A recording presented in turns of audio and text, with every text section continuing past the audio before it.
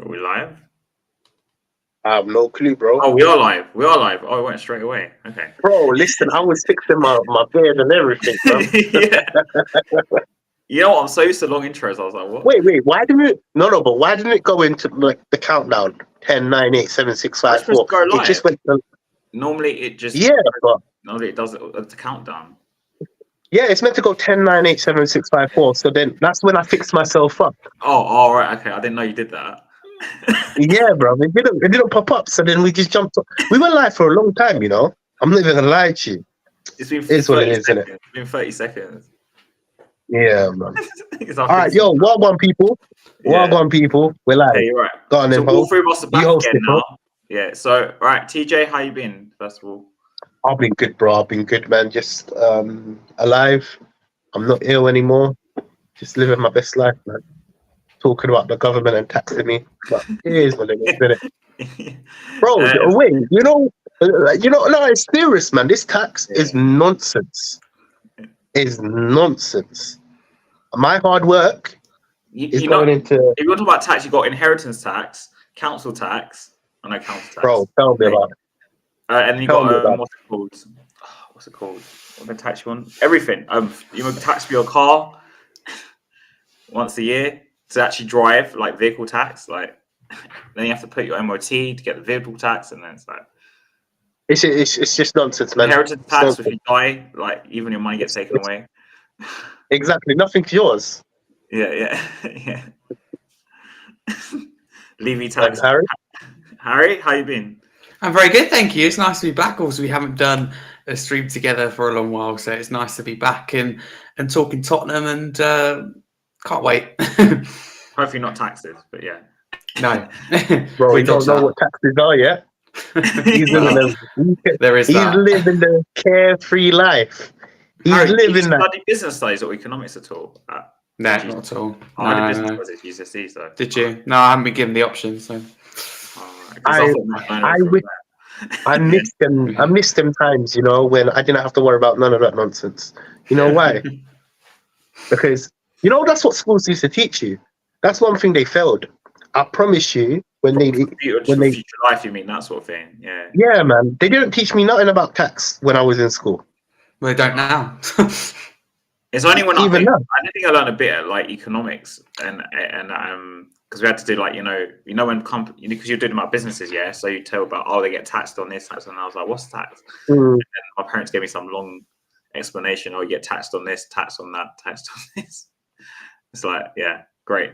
And I was like, what, 18, 16, 18? So yeah, really and truly, they should be doing it from secondary school, in my opinion. What, taxing people? Not taxing people, learning about it. I thought you were taxing Harry. Working. Yeah, no. They should be teaching you about it while you're in school. So then, when you're ready to work in a big world, you know what's coming for you, innit? You get where I'm coming from. You're at least prepared. Most of these youngsters, they jump into it and they realize, you know, my first paycheck. I say this story all the time, innit? I worked for Amazon, maybe 24 now. Well, give it like 5-6 years ago, innit? Yeah. Oh wow! Right. Cool. Was you doing the Amazon store, or were you doing like? It was just picking and packing. It was literally just picking and packing. Yeah, just literally picking and packing. And my first paycheck, I remember opening it. Yeah, bruv. I worked some dangerous hours, yeah, and I looked at what they stole from me. I was fuming. And you know the first person I called my mum. I was like, Mum, this is not right. Yeah. Why is my money going to the government? But yeah, that's my experience, isn't it? The parents told me that the amount of hours you do actually affects your tax. So if you do like more hours, you actually get taxed. Like you actually don't earn that much more. Like it's not worth unless you jump such a high price hike. I say you went from like, I don't know, standard to like 60K a year. If you go from they'll be worth like the jump. But if you're only going just into the jump, into the 40%, like slightly or something, or just only a bit, it's not actually worth it. You actually earn less. Well, it's not worth it, man. Yeah. Believe me. So how you need to know is when you try and find a job in a few years, Just call us up and we'll invite you. No, you know what you need to know? Find a job that's cash in hand. Register your own tax, bro. That's one thing. Hairdresser, stuff like that. Electrician. We get paid in cash, you know. That's gonna be with them. Yeah, man. But man, I missed you, man. I don't know about you. Yeah, I actually missed you. We haven't been streaming in a long while. No, not us three for like. You're right. It's probably been like 3 weeks, 4 weeks. You're probably right. No, man, longer than that, man. It's been longer than that because obviously when my mum had the heart attack in it, December time, innit? I came off stream for a long while. It was being Harry for a few weeks, and then it was you, and then because Harry went this other stuff, and now so we haven't been streaming for a long while, man. It's good to be. You know what? It's good to be here, man. Yeah. It's good to be here. I enjoy this the most, to be honest. This is highlight of my week sometimes. I'm not gonna lie. You know why? You know why it's the joy of your week, because we're having a conversation, man. We're like we're letting off the steam. You understand where I'm coming from? Yeah. It's Friday, man. Yeah, man. But what we have for what are we talking about? So I thought, because we're playing Brighton tomorrow, I thought we need to talk about this. The Brighton's model. But don't you want to talk about previous game?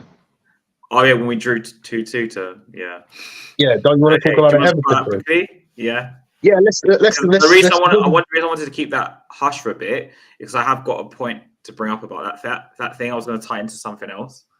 But all right, cool. You want to do the Brighton model? With this Brighton model, and then we'll talk about because you know what, it links into my next bit anyway. Cool.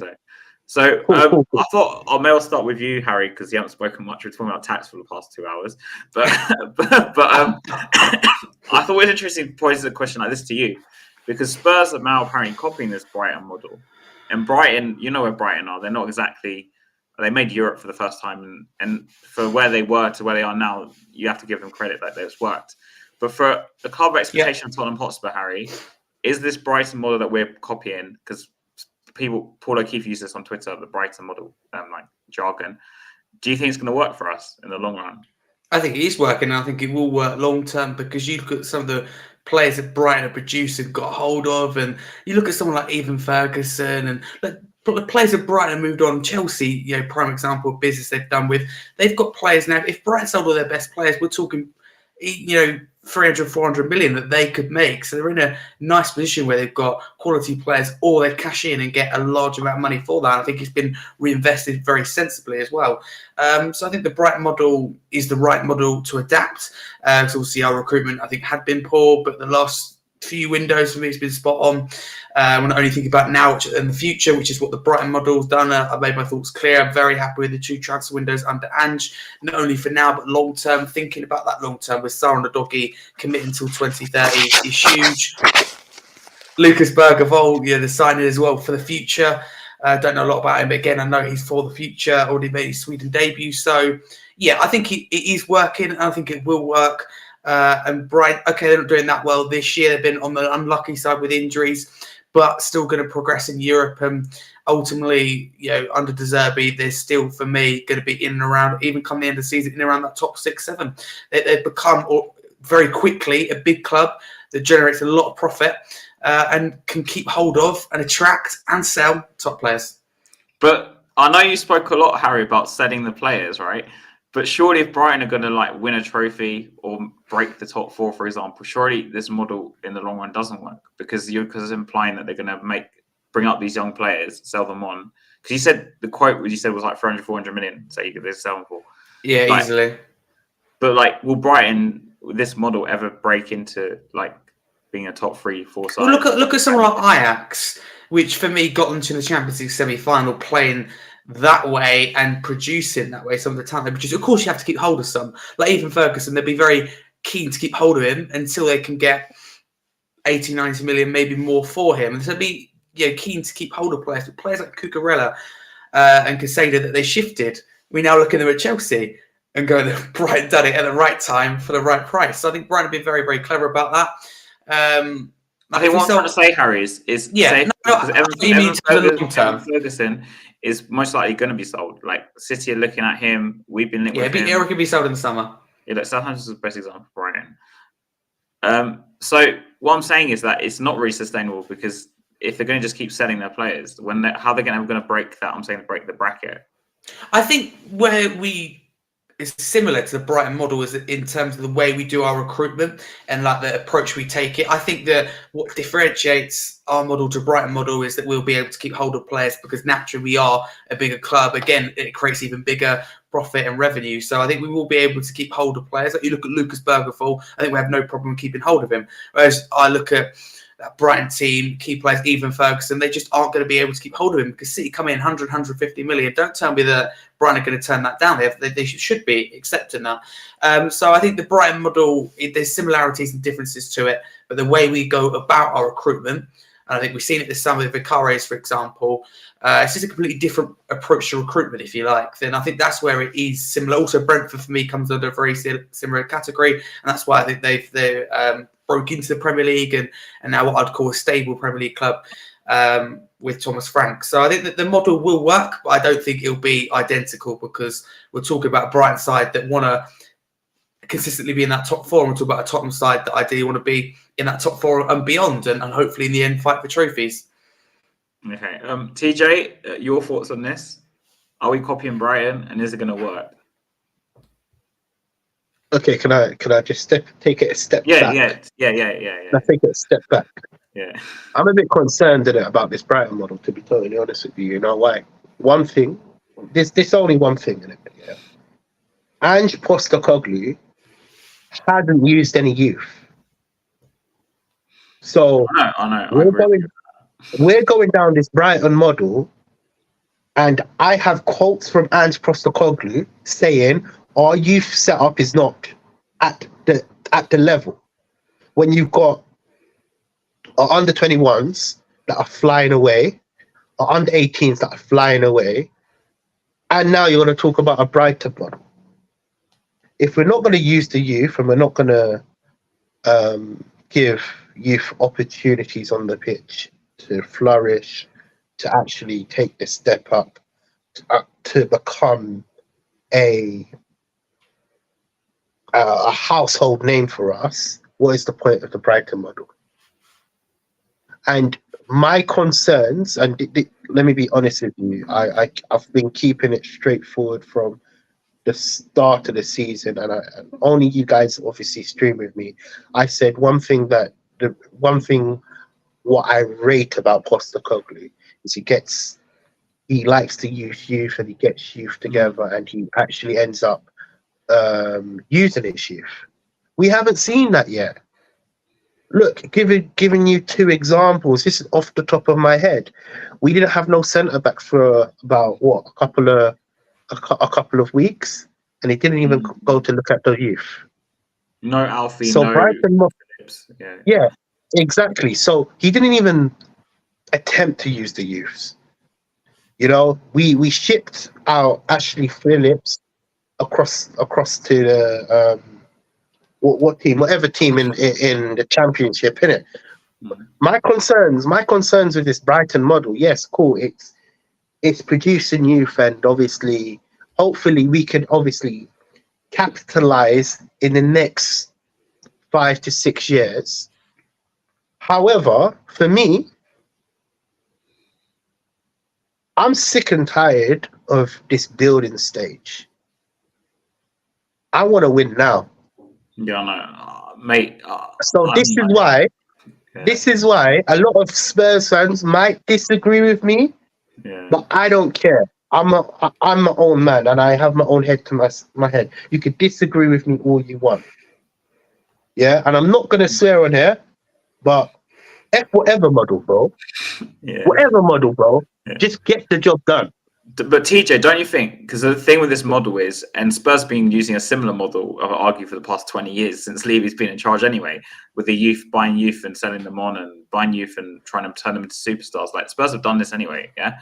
But don't you think the biggest issue is always when it comes to like making that next step, like what Liverpool did with Alisson and Van Dijk, going out and buying those players that fix these problems and elevate you to like another level? Can I be honest with you, Haz? Yeah. I think we've done that.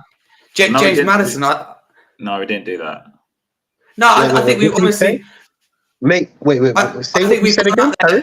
I think we've done that compared to Liverpool. I think we've gone out there and done that, and I'm going to explain why. No, okay. James Maddison is we've been after, and we've gone out there and got James Maddison. There's no one better in his position right now. I allow you to land there. De Bruyne. Our last 2 windows, I think, have been better than any other club. Our recruitment's been superb. Harry, the starting 11. Wait, Harry. Pause for a minute. You're frozen. Pause for a minute. You're frozen. Come out and come back in and carry on saying what you're going to say. Is he frozen? Am I frozen? Yeah. Couldn't you see it? He was frozen, innit? He was moving when I saw. Oh, shit. Cool. Sorry, I didn't mean to... No, he was just talking, but he was frozen. His camera was frozen. Is it all right now for you? Can you hear me now? Carry on. Yeah. Carry on. Carry on saying what you were going to say. Carry on, yeah. I was just saying that I think that we've done what Liverpool done in terms of James Maddison. I don't think there's any better playmaker out there. I honestly think that... Are you saying buying talent right now? Are you saying we've bought marquee? Yes, absolutely. Okay, cool. This is where I argue. Our recruitment's been better than any other club in the last 2 windows. I think that's non-negotiable. The players that come in, the recruitment's been superb. Okay, and that is credit. This is where I argue with you, yeah? This is where I argue with you, isn't it? You can agree to me or you can disagree with me, but I could equally say we went for cheap signings. Vicario was cheap. Are they working out? I don't care the money. Harry, it's relevant. It's whether it worked out or not, and it is working. You get this cheap option. I'm not saying the players don't work out. Oh my God. No, listen. 120 million on Mudryk, 100 million on Fernandes. Neither of them have worked out. 4 million on Madison. No. 17 million on You're missing my point. Less than 20 on Kulusevski, and they've all worked out. Harry, hold on. Let me just make a disclaimer before I make this point. Let me just make a disclaimer. I'm not saying the signings we have made are not successful. I'm going to say that to all these Spurs fans. I'm going to try and twist my words. I'm going to make it clear. I'm not saying the signings we've made are not successful. I'm arguing we've gone cheap. But that's this is how I know. It is relevant because... But so you look at the money spent in the last 2-3 windows, it's up there with we are the richest club in the world. I'm not interested in that. We are the richest club in the world. But we've acted in a transfer window like a top 4 club, if not higher. How? Okay, name me one signing that hasn't worked out in the last 2 windows. Solomon, that's one off the top of my head. He's been injured. He's not worked out though. All right, he's been injured. Okay, but with your theory, no, seriously, repeat what you're saying. Solomon hasn't worked out. He hasn't hardly kicked the ball because he's been injured. How's that their fault? No. How's it the club's fault? I can equally argue. Wait. I can equally argue. We've gone down these. Wait, Harry. I can equally argue. We've gone down these phases over the last 5 years. We've gone cheap. The last 5 years, the recruitment's been poor. Last 2-3 windows have been a lot better. You have to give credit where credit due. We've gone cheap. Yeah, you're missing the point, bro. This Brighton model, the recruitment's been very good. Listen, you're missing the point. I don't think you're missing the point. No, I'd say so to you. Okay, I'm not. I made it clear. I'm not. Okay, cool. I'm gonna say this statement again. I mean, I could argue Brennan Johnson is going to say that Vicario has been a success because they've been here at the same time. I argue Johnson's been a failure. You could argue that. I argue. But I think you're too good to argue. But okay, can I? I'm going to use one example only to prove my point. Mickey van der Ven, the quickest registered player in the Bundesliga last season. All right, cool. That player really suits the system. Don't tell me that is world-class recruitment to go out there and identify someone who suits the system with their pace. I look at Ipswich in the Championship. I look at Chelsea right now, and they look at lack of that. Wait. I'm going to finish it. Wait. Was it for sure what to do with Tottenham? They're like, I'm getting on to no. It doesn't matter because they play very similar football. It does. It does. They don't have the pace at the back where we've quickly identified that. That's why our recruitment's a lot better than Chelsea. You can't compare apples with melons. Like, it don't work. You can't compare Johnson and Vicario, but he's managed to fit Harry, I'm just needing your example. A success, right? Unbelievable. I could equally argue. No, wait. But then I could tell you Johnson, who's been the same amount of time, has not been a success. In fact, it's been. If we're going to play this game, like if we're going to play this game, exactly what I was just about to say. Bro. I was literally going to say something on them line. You both should have learned from Richarlison. Has you were always behind him. I give you that. I mean, why are you judging Brendan Johnson on what you've seen now? No, but I'm saying you said it will be success from now. I didn't say from now. So. I think Johnson's had a huge impact. He just needs to work on his finishing. His last minutes. It's not being a success. Wait, Harry. Wait. Let me land here. Daniel Levy. You can't argue that our transfer window recently. They've been out of 10. You couldn't argue. Wait. Can I say this? Can I say the quality of Harry? We're not even in the top 4. And we're playing fantastic football. We have players out in the first half of the season. We're getting top 4. But listen, just say this to yourself, Haz, right? This is really, really important. And it is. Harry Kane, our best player, arguably one of the best in the world, left. Postecoglou comes in, new to the Premier League, completely different style of football, completely different starting 11, completely different squad, and we're in and around the top 4. I didn't expect us to be in the top 10, let alone the top 4. We've gone up and beyond expectations, whatever happens now. But Harry, we've been there before. And we're out of 2 competitions. We're out of 2 competitions, and we're not going to win a trophy again. Yeah. Okay. And we got a hard draw in Manchester City. Vicario decides to punch instead of catching. We're at the FA Cup. Another year back to dust. Okay, another year by success. We will the right manager. The recruitment's good. We're building the team. The starting 11 for me, one of the best in the league. Harry, how many times did we finish top 4? You cannot sit here and go, Postecoglou comes in and we're going to win. We're not talking about Postecoglou. I'm talking about Postecoglou because this is the era. We're all having this conversation. In the past, you can't change the past. I'm having this conversation because we've got players who come in. I can't change the past. We've been unlucky with injuries, right? We've been unlucky in the first half of the season. We've played well. We have the right manager. I'm not missing the point. I don't even know what he's talking about now. Enlighten you, I don't know. No. I will not have anyone sit here and lecture me about Daniel Levy and the board not doing a good enough job. We're talking about signings. He's done an incredible job. When you have everyone fit, we have a very strong bench as well. But I didn't even mention Levy.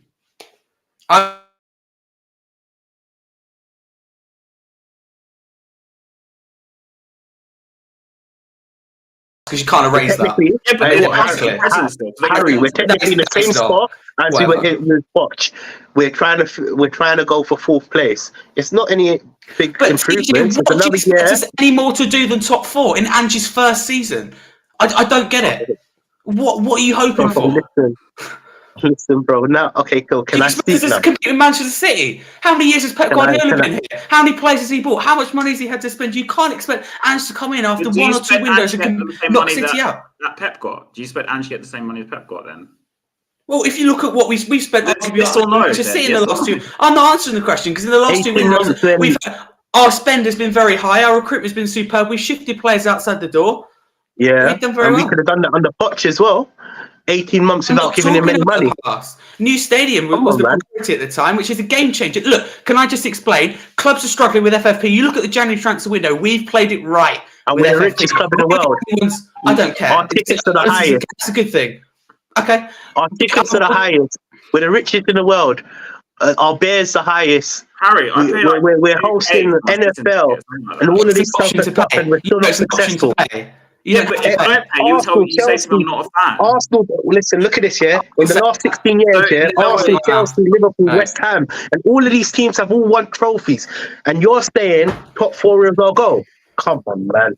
Well, I'm sorry. Can I be honest with you, TJ? I think you're being absolutely insane to sit here and go, we're going to get more than top 4 in Angie's first season. That's not what we're saying. We've lost our best player. Well, it is what you're saying. But Harry, you're saying our recruitment, the past 2 windows or I don't know what you're saying, season has been like spot on. Windows, yeah. You then compare it. But if we're basing this on your logic here, I'm just basing this on your logic. I can easily say that Johnson's been a failure, Solomon's been a failure, because quite frankly, they've done naff all. Yeah. How's Van de Ven done? How's Vicario done? Yeah, but I'm saying you can equally argue either way. It's hard to say the recruitment's been perfect. Versatile, can play in any position. But it doesn't mean it's good because they're versatile, Harry. I didn't say it did. Yeah, but you're saying... No, but the recruitment we got bought in really suits the system and it has been well thought about. Johnson. I'm going to ask you a very, very basic question here. In the last 2 windows, has the recruitment improved from, for example, that Ndombele window? But that's not a... very high bar. It's a question, yes or no? It's not a very high bar. You can answer the question, yes or no. Is it improved? Window. You can't answer my question, yes or no. We only signed 3 players that window, Harry. Yes or no. Sessegnon, Lascelles, yes or no. It's a question. We signed more players in the summer. We had twice as many more players. I don't care. That window. It does make a difference. No, but has the recruitment been well thought about? And the Ndombele, where we just panicked by and spent money because they scouted him for a long time, Harry. And it was the wrong recruitment. That's what the recruitment's been. Wait, Harry. I can equally argue. We got our second fiddle players. We were in for Raya, we got Vicario. We were in for Tapsoba, we got Van der Ven. We were in for this player, we got the next player. We were in for that player, we got the next player. So I could equally argue that if you're going on Twitter room is yes. No, we don't know if it's a second option for a start. And it was because the system said about it, and he's an intermediary for like agents, so he knows more than us. Because Spurs went off Raya and they went to Vicario and another name on the list. I can't remember the name last week. We've got the better keeper, and that's all I'm interested in. Yeah, but Harry. Yes, I know. Look, you're missing the point. Yes, we know. Yeah. We know. We've got all the signings were successful. We know that. That's not the point we're making. I'm making a point that we've just gone cheap. We haven't. But why bring it up when it's working? Why does have you got you later in the season at all? Or we played Fulham already? Yeah. I can't remember. Did he come on the show? I can't remember. Sorry, it's been. Yeah. But there was a load of fans saying, "Oh, we don't pay the money for Maddison. Oh, we're not going to pay the money for Van der Ven. We do it." And fans sit here going, "Oh, yeah, but we went cheap." Come on, be consistent. You can't keep sitting here changing your mind. We splashed the cash. We got the recruitment right. We're flourishing. We're doing well. We're on the right path. What I classify as big signing nowadays, Harry. What I classify big signing nowadays is if we went and spent like 80-90 million on like a Vlahovic or something. We went cheap with all our players, Harry, bro.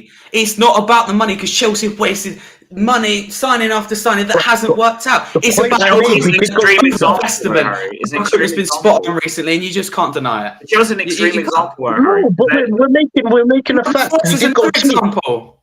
It's an extreme example. Well, it's an example. I'm not wrong. It's spot on. You could again. Okay, Harry, would you ever see Tottenham pay 120 million for Enzo Fernandez ever? I'm not saying. In fact, you know what? To end this argument, to end this argument, we just sold Harry Kane. Do you think we're going to get a marquee signing in Harry Kane's place? No, we're going to go cheap. We didn't buy anyone. We didn't buy anyone. You paid for then, because I put the question to Marlon, and he couldn't name me one player that you would have bought in. Okay, other than Timo Werner in January, because a lot of people say didn't want Werner. Okay, I don't get it whatsoever. But if you don't want Werner, who else would you bought in? And I'm going to address this comment for the striking position. For the striking position, are you talking about? If it was me, I would have gone big on. Bro, there's so many strikers out there for a like replacement. Listen, we sold our best striker ever to even hit grass, in it, yeah? And we haven't replaced Kane. Most teams that look at this, good example, Man City. They sold Aguero, yeah. They waited one season, they played without a striker, they brought in what Harley? One season. We haven't even finished the season yet. Exactly. You just proved my point. Yeah, but we got Harry was in like a few years. Aguero was a bit different. I'd say 200. Doesn't matter. Doesn't matter. Still, right, Harry, could you see us 21 as well? All right, cool. Let me land this down in the head, innit? Could you see us going for Ivan Toney or Osimhen? No, because the attitude's wrong and he doesn't suit the system. No. How about Osimhen, Harry? He costs 130 million. Just so you know. I wouldn't spend that money on a striker. I'm not saying would you do it. I'm saying do you see the club doing it? That's the big difference. No, because I don't think he suits the system. How does it's nothing to do with money? How does it not suit the system? I don't like what I see. But how many times have you watched him play, Harry? If you don't mind asking. It's not about the quality. Let me be honest with you. It's not about the quality. It's about you selling your best striker, you replacing the striker. Selling the player. We wouldn't be able. Okay, TJ. Realistically, you couldn't do that unless we bought the players you bought in. You'd have to take a lot of that away if you're going to go out there and sign a marquee striker. Listen, hear me out on this, because a lot of people knew that we have the money for Harry Kane. So a lot of people would charge more. Whereas we do it in the summer and we get through to the summer. We're the richest club in the world. So we should be. I'm not talking about that. I don't care. That's a positive I'm not hearing this bullshit. We're the richest club in the world. Because we're playing it. No, see, I'm being serious here. We played it right with FFP. We've splashed the cash in the last 2 windows, and we've got the recruitment right. This comment here from Simply Ace is we're not thriving. We're playing fantastic football. We've been unlucky with injuries. No, listen, we've been unlucky with injuries the first half of the season. Next season, I think we'll be competing with all the trophies. It's not Ange or anyone's fault at the club that we drew Manchester City. Wait, TJ Wakes, you're going to speak. Okay, it is on Ange. The Carabao Cup second round against Fulham. That is on Ange, but he came new to the job and it was unlucky. It was so early on, and it was just one of those. Again, we got a Premier League team early on. Okay, we're at the cups, but we're doing well in the league. I think we're on course for top 4, which is a massive overachievement. I can't. It'd be huge if we get top 4. Let me be honest what was expected at the start of the season. We're in a fantastic season. Huh? Top 4 don't mean nothing to me. I don't care about top 4. Well, that's your problem. Been sitting here and we've been watching this club 20 years, 10 years. But you can't expect a manager to come in and do more than top 4. We're not talking about Ange. I'm talking about Ange because we've changed the whole structure of as we've discussed the whole of this show so far. The recruitment. We've changed the whole team. Someone said to me the other day, "Oh, we've got no squad depth on the bench." How can you replace the whole team and squad in 1 or 2 windows? You just can't do that. How many times are we going to replace the structure? Bill, what do you mean fantastic football? We're playing fantastic stuff. We're enjoyable to watch. I don't know. I don't know if some people. I honestly don't know who's serious or not. I'll say something. I'm very concerned. Okay. Arsenal fans stuck with Arsene Wenger for an extra 10 years, if we're being honest, yeah. And a lot of them. Are you comparing Arsene Wenger to Ange Postecoglou? No, let me finish because it's the same sort of thinking. You were talking about fantastic football. Eventually, they got fed up with this fantastic football, yeah, and they wanted the proper manager to win them trophies. And eventually, he got sacked. So this whole notion of playing fantastic football I'm not wasting my breath about Ange Postecoglou because we've got the right manager. No, I'm not saying I'm even going to discuss it. It's a waste of my time. I'm saying, yeah. The whole notion we're playing fantastic football as if it's an achievement. It's not really an achievement. We played fantastic football. No, it's not. But it's nice to be able to enjoy. No, I get that. So to me, it's not really a point. But I think fans have to find something to moan at. Just enjoy the moment. We're playing good football. We're doing well. We're in the No. This is where we're not going to sit here. Look, you know what? We're playing pretty football, but we're still getting top 4. We were playing ugly football. We were still getting top 4. We were playing poch football. We were still getting top 4. Yeah. We're still fucking getting top 4. It don't matter, bro. We're not going forward. We're just stagnating. We're doing circles. My question I want to know for you. Listen, no. I let you speak. We're not stagnating. We're just going around the circle. How many changes? Wait. This is my question. How many rebuilds and how many changes until we can say we're gonna win something? If you can't answer that, Andy's going to fail. Poch is going to fail. Can I be honest with you? Go for it, bro. Can I be honest with you? I think we'll win a trophy next season. Can we do a bet then? Because if we're going to say that. I will do a bet, bro. Bro, £100, bro. I don't sit here and criticise my team and criticise the ball, criticise the manager when things are going very well. But are they going very well? We drew to Everton 2-2. We're still doing the same shit. We got 2 points. Yes, we're playing with Conte ball, bro. We're still doing the same. I've got nothing to say. I'm absolutely stunned. Honestly, you're taking this way too much, man. I'm just saying we're criticising your point that you're saying every size signing was a success based on this short period of time with this 2 windows, whatever. By your logic, I can easily say Johnson's not a success because it's this new recruitment, whatever you want to call it, and to me, he's not been a success. Okay, but every player that was signed. It's not every signing then, because Johnson's not a success. Solomon's not a success. Every player that we signed suits the system, and every bit is clever recruitment. Okay, Johnson's maybe not working out right now. I like what I see. I think he has the pace, etc., to suit the system. I like the player that we've signed. Whether you think the money's well spent, we overpaid or not. Just so you guys know, and I know this from a good source, so don't quote me on this. Spurs were watching Johnson way before Ange even turned up. They were watching Johnson for about 2 years.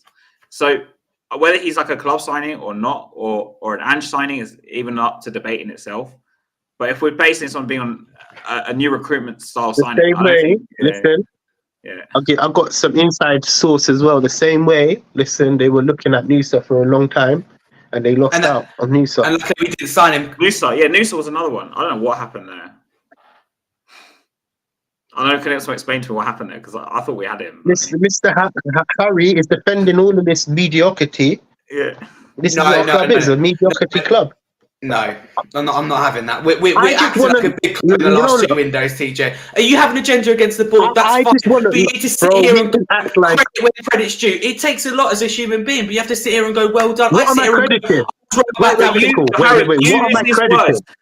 Every signing in this past 2 winners being a success. I named 2 players that won, and then you just lost it. I was like, what am I supposed to say? I didn't lose it. I told you the one player was injured. And Johnson said, he's been poor. I'm sorry he's been poor. Like I think he's done okay, but he probably hasn't hit the ground running in terms of but he's not been a success we paid for him. He's not been a success then in this new recruitment style, has he? Really? If that floats your boat, that's fine. We'll come back to this. Because otherwise people will be talking about Johnson for like... It's not facts though, it's opinion. You can't sit here and go Johnson hasn't played well. Because I watched it and I think it's really... says Johnson is a success. Tell me. I don't speak. I don't know every Spurs fan I see on Twitter criticizes Johnson most of the time. Not in a abusive way, by the way. No, but one thing I will say, because we have a reactionary fan base. I've had arguing Spurs YouTubers about him smoking, vaping, questioning his lifestyle. One thing I will say about Johnson. One thing I will say about Johnson. Very similar. I didn't expect him to be first team player, bro. I thought we were buying him for him to sit on the bench and come off and make a difference. You know? So let me be honest with you. One thing I have to say, look, I know his qualities. We don't have no technical ballers. Let's be honest with you here. All the players that are playing in our front line are not no technical ballers, bro. You know? And look, it might sound harsh that I'm saying it, but they're all mediocre. Werner is mediocre. Richarlison is mediocre. Johnson is mediocre. What? You don't... Listen, bro. When it comes down to ballers, I respect you as a person, they're not on them baller category. You're smoking something, or you're taking something tonight, or you're having me on a wind-up, and you're going to let me know soon. I'll let you choose which one. Hold on, don't get me wrong. How can you question... Look at Richarlison's form recently. I haven't seen... Even me as a Richarlison... Harry, even me as a Richarlison fan, I'm not going to sit here and say he's like an elite striker because he's not. And I never said that. He's playing well and he deserves credit, and he's not mediocre at all. That's bro, he's a mediocre striker, bro. He's scoring right now because he's in good form, but he's a mediocre player, bro. He's not a player that I'm going to be like wow about. Don't get me wrong, I still want to... TJ, I go wow about Vicario, wow about Van der Ven, wow about Drogosin, the experience he has at such a young age. I go wow about both our fullbacks. How much does he drag this? Bentacle, Star. We have so many well players in the team. We have a couple of players that are very good, and you go, but they're mediocre. We've got a very strong team. No. Harry, I'm in supporting the Werner signing because me and TJ spoke about this from the week you weren't here, actually, Harry. But I can't sit here and say this guy's not like he's top class or something because at the end of the day, Werner's got something to prove. That's the difference, right? Yeah, Werner has. Yeah, Werner didn't do very well at Chelsea in terms of putting goals. If he doesn't prove it, yeah, but he's not a player. He's mediocre, right? Yeah. He's not on that top tier character. You know, when I see Gareth Bale, he's not Gareth Bale. Exactly, man. He's mediocre, man. That's a drop-off level, bro. Yeah. You can't sit here and argue and say to me that Werner, Johnson, and Richarlison is on the Gareth Bale level, bro.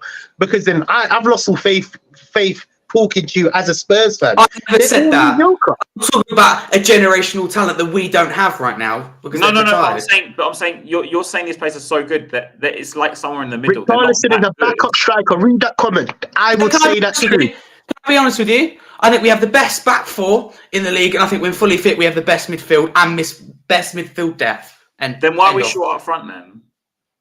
Because I'm talking about defensive midfield. No, but you said we've got a good midfield, good defence. So how about up front? Well, up front we've got players that I think we've got a lot of impact players. I think there's positives and negatives to that, and so you that is what it is. An impact player. Did I mention Richarlison's name? No. Would you call Richarlison an impact player? Because that's how I see it. That's your question at the moment because I haven't finished my point. I'm talking about players like Werner and Johnson, who I think are impact players, personally. Richarlison, being honest with you, next season, I think probably Richarlison is someone who comes in and out of the team. And with Europe, I think that's a really nice thing. A very strong impact player, ideally. If he's our number 9, Arsenal have someone even worse than Jesus as their number 9. Yet they're title contenders. I don't care about any other team but my team, bro. I don't care about any other team. How you say that Arsenal above us? So how what does that make a difference then? If they have a worse than Keita?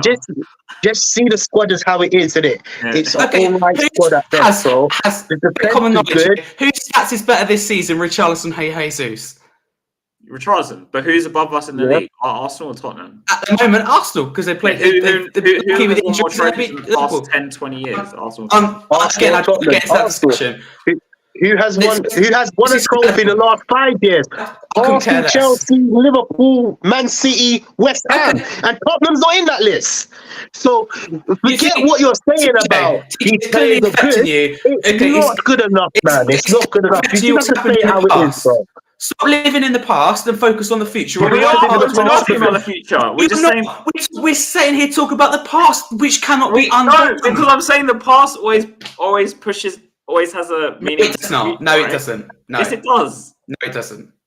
Because the recruitment model. This is why the Brighton model. Because we're copying this Brighton model. We've learned from the past. There's been mistakes made in the past. I think so as well. But we've got the managerial appointment right. We've got the recruitment right. We've got the investment right. We played it right with FFP. I think we're on track for trophies. I generally do, and I think next season we could be quite scary in Europe as well. So Harry, are we doing this bet where we're going to bet like £100 that Spurs going to win a trophy next season? Bro, I'm on this bet, man. I'm on it. I'm getting £100, man. I'm not betting money, but I real reasonably do like we've done before with the like what do you call it? Kind of forfeit that you still haven't taken, bruv. Yeah, you need a forfeit that you still haven't taken. Yeah. We can bet a forfeit, but this money's gonna. We'll see out because the last time you was meant to eat the chili. Even I did it. Even I did it when I didn't need to do it. Yeah, exactly. So we both done it. All I'm saying, look, let me be real in it. Yeah, I'm gonna calm down here in it. You know, because we have to actually talk about the game at some point. Yeah, let me be real in it. Yeah, we're in a transition where we're trying to get better as a club in it. Yeah, and how I see it, it's the same as the years before us going for the top 4, and I could equally argue that maybe Ange Postecoglou could get us over the line, but I have to say this, and I'm going to say this with my chest in it. His track record so far is dumped out of two cup competitions. Yeah. And the way we played in both of them. The way we played in both of them was not acceptable. So the way it's looking, and I'm not saying we were going to win straight away from the get-go, and that's not what I'm going to sit here and say, because look, it takes time for him to get his system there, and it takes time for these players to understand what they're actually made to do, right? But I just hope before I have kids, we win a fucking trophy, bro. Because if I sit here and we haven't won no silverware and I've had my first year, bruv, I'm going to come to Harry. What are we going to tell them? I'm going to come to Harry and I'm going to say, this is your fault. Fans like you accept mediocrity and say it's okay. You have to just see it how it is and say it how it is. Our front line. Look, Richarlison's on form, and I'm not going to sit here and say to anybody that Richarlison's not on form. Oh, Ryan G, are you available next Friday, by the way? Because we're playing you a lot on next Saturday. So if you are, message one of us or Marlon, whatever. We'll try and get you on in it. Yeah. Sorry, he's man, bro. No. We'd love to have you on, bro. We would love to have you on. You know, I can't lie to you. But what I'm trying to say, like, I'm going to sit here and say how it is.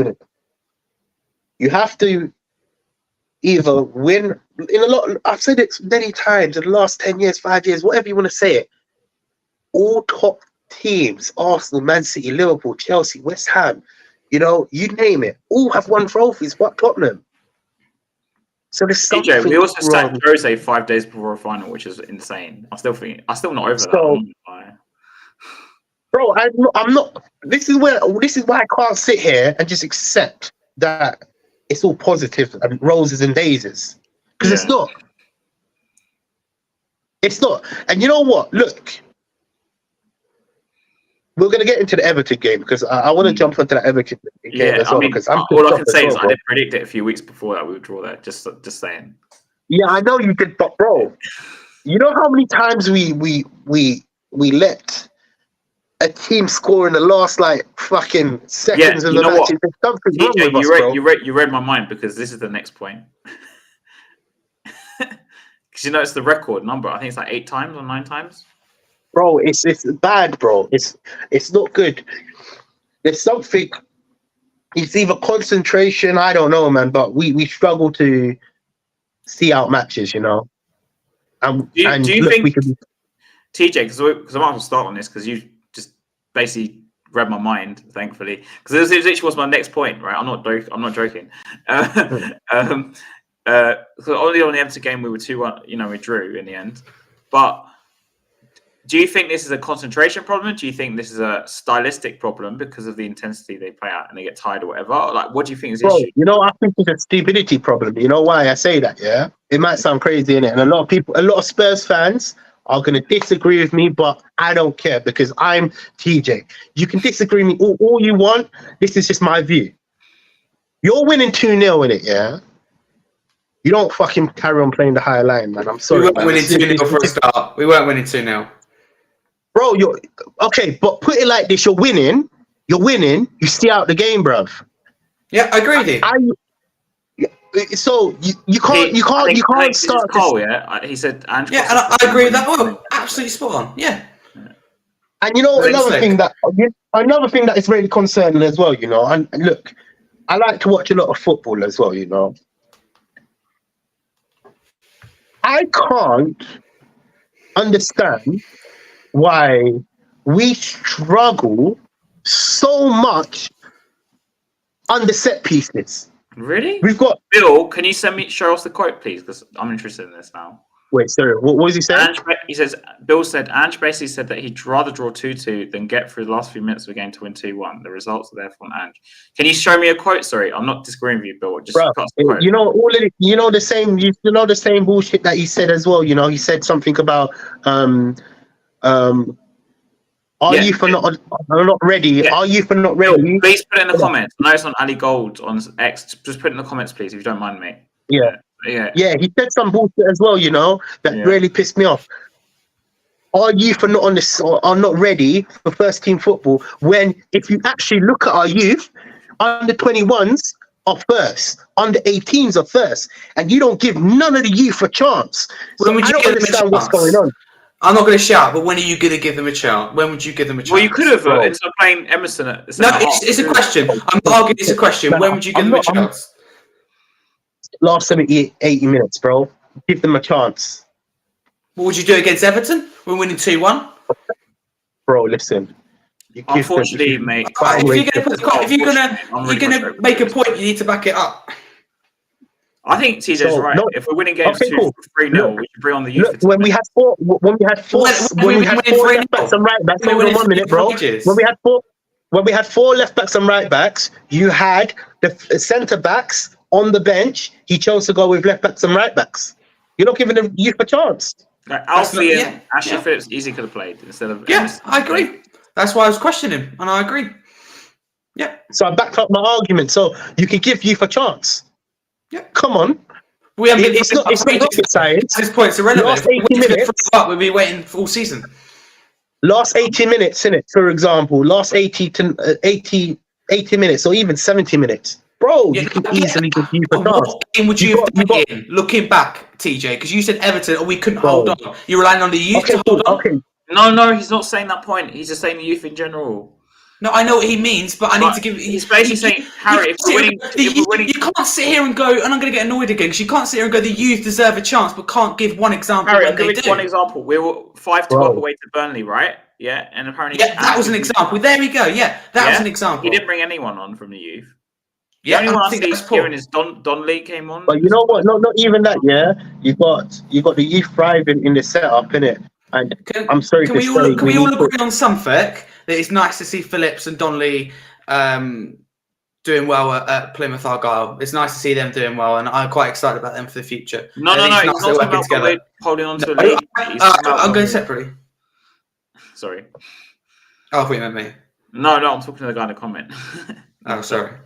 No, so he came out and said on, I can't remember what press conference, but he said the youth are not at the level. For he was like the youth, but I don't understand, bro. I don't understand. But you go with 4 left backs and right backs. Come on, man, it makes no sense.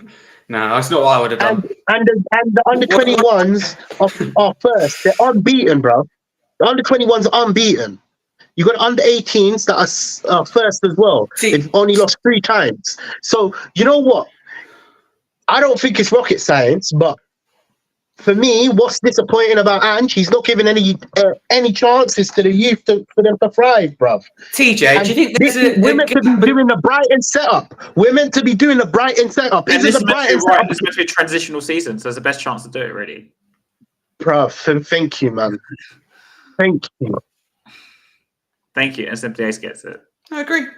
When we had all those injuries, we should have put Chuck, Alfie, and Ashley in there, really. I would have thought so, but at the end of the day, Postecoglou is the one who knows whether they're ready or not. I personally look at it now and go, in the last few years, I think there's been quite a big gap between the first team and the youth team. And Paratici, although I think he's done a great job with some of the players he brought in, etc. And I don't know whether it's his fault or not, but kind of at the period of his tenure, that there's been all of a sudden this big gap. Where, like we've seen now, we've got a lot of injuries, but youth aren't getting a chance. And you're going, when will they get a chance? And I was one of those fans going, hang on a minute. You're not getting a chance, and we have arguably one of our worst, injury crisis. When are they going to get a chance? And that still concerns me now. And then you look at players like Donnelly and Phillips, and they seem quite exciting. So this is slightly worrying. But I don't get if they're not ready, because for me, they're showing that they can do it. Obviously not on the same level. So they, for me, deserve a chance. There's a time and a place for it. When we had that injury crisis, I absolutely agree. And the worst thing is as well, not worse, but the thing that's annoying me on another level, we're getting linked to all of these youngsters. We've just brought in the midfielder from PG, decided to reject Barcelona and come in. And he's 18? Is he even going to get a chance? But what I will say, TJ, is I'm being honest with you, and I'm not having a dig at anyone. This is just how I feel personally. I'm quite excited for the future because, like I said, I look at players like Sarah and Udogie, who really strike to me as generational talents that we've committed until 2030. And we're bringing in players like Lucas Berger, I don't know a lot about. When you know that they've made their Sweden debut, for example, as a teenager, you know that there's something special. No, I haven't seen him play, but he already made his Sweden debut, for example. So for me, that's quite exciting. And I look at players like Donnelly and Phillips already gaining that partnership together at Plymouth Argyle. It's quite exciting. And obviously with FFP as well. And I like to kind of bring it up because it's a big thing with the new stadium. Whatever you do think of it, it's a big thing, and we'll be able to spend, because if Newcastle were able to spend this January, then they would be absolutely thriving. But we played it right with FFP, whatever you think about our owners. And Daniel Levy, etc. So we're in a position now where we can spend quite a bit of money. But we haven't. And that is a nice feeling. I think we have. I don't want to be honest with you. We've argued about it. I don't want to go into it. The only way I'll agree with you is if you go and drop 130 million on Evan Ferguson. I don't think, because he's worth the world, isn't it? Or 130 million on Osimhen. TJ, you keep saying that, but it's not about the money. The players who brought in Madison, it's worth that amount for me already. Right, and we got in for cheaper. That is good recruitment. It's not about money. Oh my God. It really isn't. You're missing the point. Going off money, and then you're Chelsea, I'm going to use again, Mudryk, Enzo Fernandez. They're wasting money. You can't sit and go, we haven't spent 135 million, so I'm going to call out Daniel Levy, because the recruitment, the Madison, Vicario, Van der Ven, name me any other club who've got players like that that are influential to the system. Yeah, I was thinking the same thing with him. But I get Simply Ace. It's the same pattern as Poch. But what I'm trying to say, Harry, is if we're such a big club, we should be making big signings like Osimhen or of Evan Ferguson. Madison's a big signing. For me, those are statement signings. Like Madison, they decided to move up into the new stadium for this. Madison. Don't get me wrong, I love Madison. Which is the right decision because it's a game changer, and that is why we're in a good position with FFP. I'm not going to get into the whole stadium debate. If you have half a brain cell, you realise that the money we've spent in the last 2 years is in the new stadium, right? We were trying to move into the stadium to bring us money, and you're not even going to damn spend the money. It makes no sense, man. We've spent the money. That stadium generates like, was it how many million each game? Something crazy. I was reading. Bro, it fucking made people homeless. That's what that stadium done. Don't tell me nothing about we did as much as we could have done in January. January's a tough window. We're not talking about January, Harry. I got to talk about January because it's relevant to the point.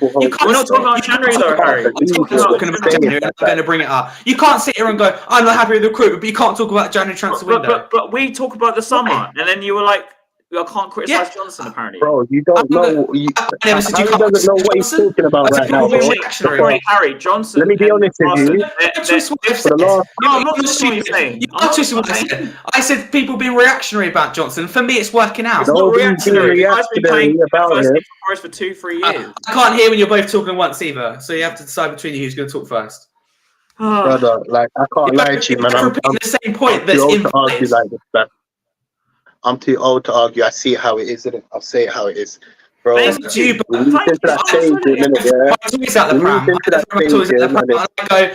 credit to the board and Daniel Lee who credit's due. I'm not one of these saddos that because I've said something in the past I can't go back on it. Oh, I criticise Richarlison. I can't admit I was wrong. I was wrong about David Raya. You can admit when you're wrong. Talking beer, I'm sorry. 50-60 million nowadays only gets you a standard forward. So I don't call those big signings. I call those like mediocre ones. In terms of money spent, I'm talking like dropping like 90 to 150, 30 million. I'm talking about the discussion on one player, not on just like 2-3, Harry. We're talking like big money on 2-3 players. That's why I've mentioned Van Dijk and Alisson, because 80+ million on each of those players, right, fixed 2 of their issues. 2 players walked into that club. But Vicario and Van de Ven has fixed our issues, and we've saved money. And for me, ultimately, it's good. Van de Ven, I would much rather have than Van Dijk in this system because Van de Ven has the pace. Right, cool. I think suits the system more than Alisson does. So I think we've done super. I want to know this. Cool. We were obviously known to be in for Raya, you know. And yeah, we know that it didn't happen. Yeah, cool. Would you be look? Now he's not at our club, innit? But was that your first what's the word? First choice? Yeah, thank you. Was that your first choice? For me, it was Martinez, but I know he wasn't on the list. I put my hands up. I put my hands up. I wanted David Raya. Cool. I thought the club should pay 40 million. Looking back on it now, I was completely wrong because I didn't know Vicario even existed. Yeah, but you don't. I'm saying, Harry, if Raya came in, I'm talking theoretically here. If Raya came, hypothetically, right? If Raya came in and was like, rather than having this transition period that Vicario's had, he just walked in, and because of less pressure that he's having at Arsenal right now because of the Ramsdale situation, I'm not going to get into that. And he came in and he was like straight from the off, like that's a fantasy. No, how's it? Let me finish. No. Premier League goalkeeper. Sorry, it doesn't happen. But what if I did? You can't look at it like that. You know why I know it's not a fantasy? Because he was in good form before signing for Arsenal. He was a Premier League goalkeeper. We've got the better goalkeeper. No, but we don't. I'm saying Harry. Next point. Right now, bro, you can't have these conversations with Harry because he only sees one viewpoint. So do you, TJ, and you get all sensitive about him and throw toys at the pram. I'm not Don't do that. We're not sensitive.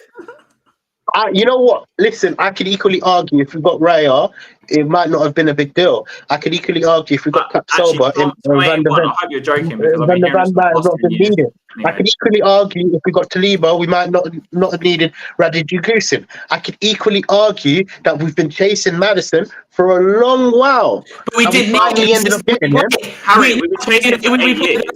Yeah, okay, I get that. But it's what it is. We got him at a good price at a good time under the right manager. Why does the price I don't care.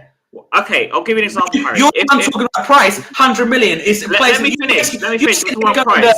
Any player's mediocre unless we spend 100 million. It's a false narrative. Let me finish. When we sold Ericsson, if the club had any balls, they would have dumped 80 million at Madison that window. Madison, exactly. We had to wait how many years to get Ericsson at Madison?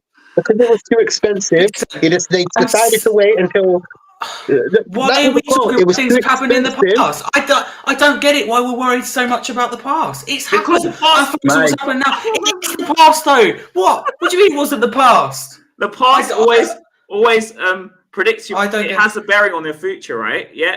It's like people repeat the same patterns. It's just life, isn't it? Madison was a player we probably should have signed at Norwich. We didn't. Okay, we got him now. That's all that matters.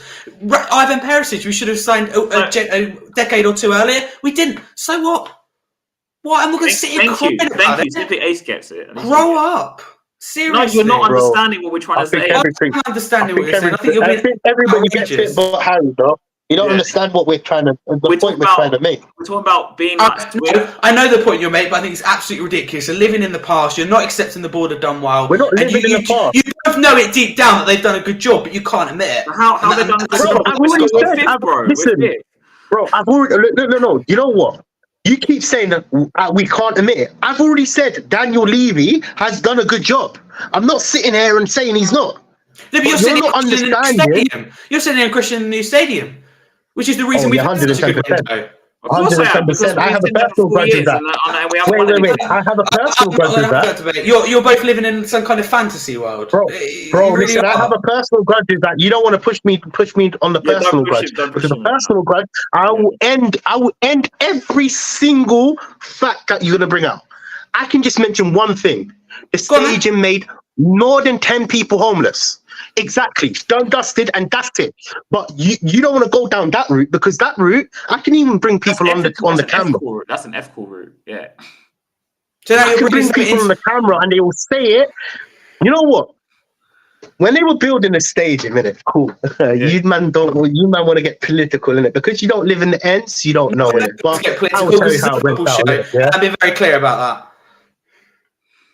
Exactly. So you're into it. Bro, you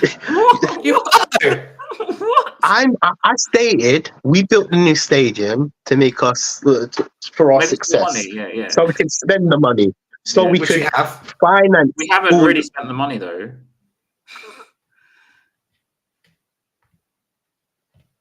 All right, cool. Okay, cool. You have a season ticket, bro? Yeah, I have a season ticket. Yeah, why is your season ticket so high? Why is your season ticket so expensive? Why is it? Because we play at the best stadium in the world to watch the best team in the world. You don't like it, don't pay. It should be lower, but we can't change that. Right at this moment in time, we can't change that. To be honest, it's my choice to pay it. I have a football club. An emotional attachment to the club. Unfortunately, it's because I was bought for family, innit? It's just how it is. I don't have a choice. That's a choice you've made. Yeah. What about the shirts? Look at the shirt prices. I walked into the shop. I walked into the shop, and I remember when I was younger. I could buy a shirt for like 30 to 50 quid. I walked into the shop and I had a heart attack. If you had some cost of living crisis and inflation, all kids. Harry, the shirts cost 100 quid. Yeah, I know, but it's very similar in other club shops as well.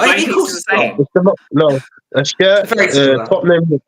Tottenham's merch is the most from last year. This was a quote from last year. I'm not too sure about this year now, but it was the top. It was first. So the shirts, the merchandise, the bears, the season tickets.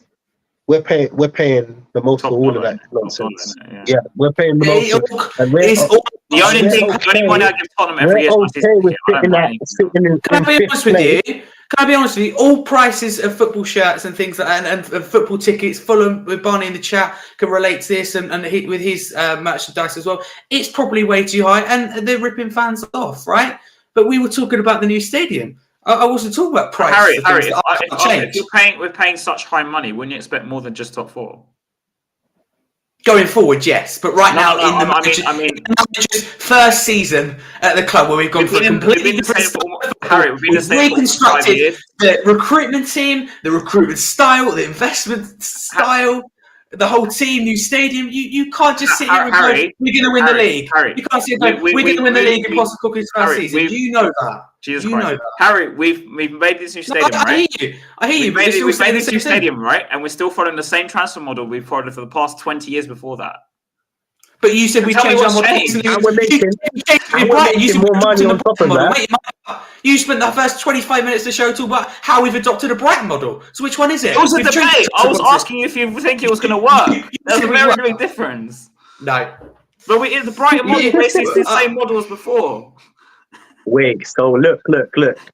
That even just shows we're going cheap. Because we've adopted a Brighton model, so now we're not even going to spend the money to bring the I'm going to keep contributing. Harry, the Brighton model, the reason I brought this up is because we're playing Brighton, yeah? But the Brighton model was basically a copy of the old Spurs model we used to do under Martin Joel back in 2006. I can't comment because I didn't watch Spurs. Yeah, then, I'm just telling you history, right?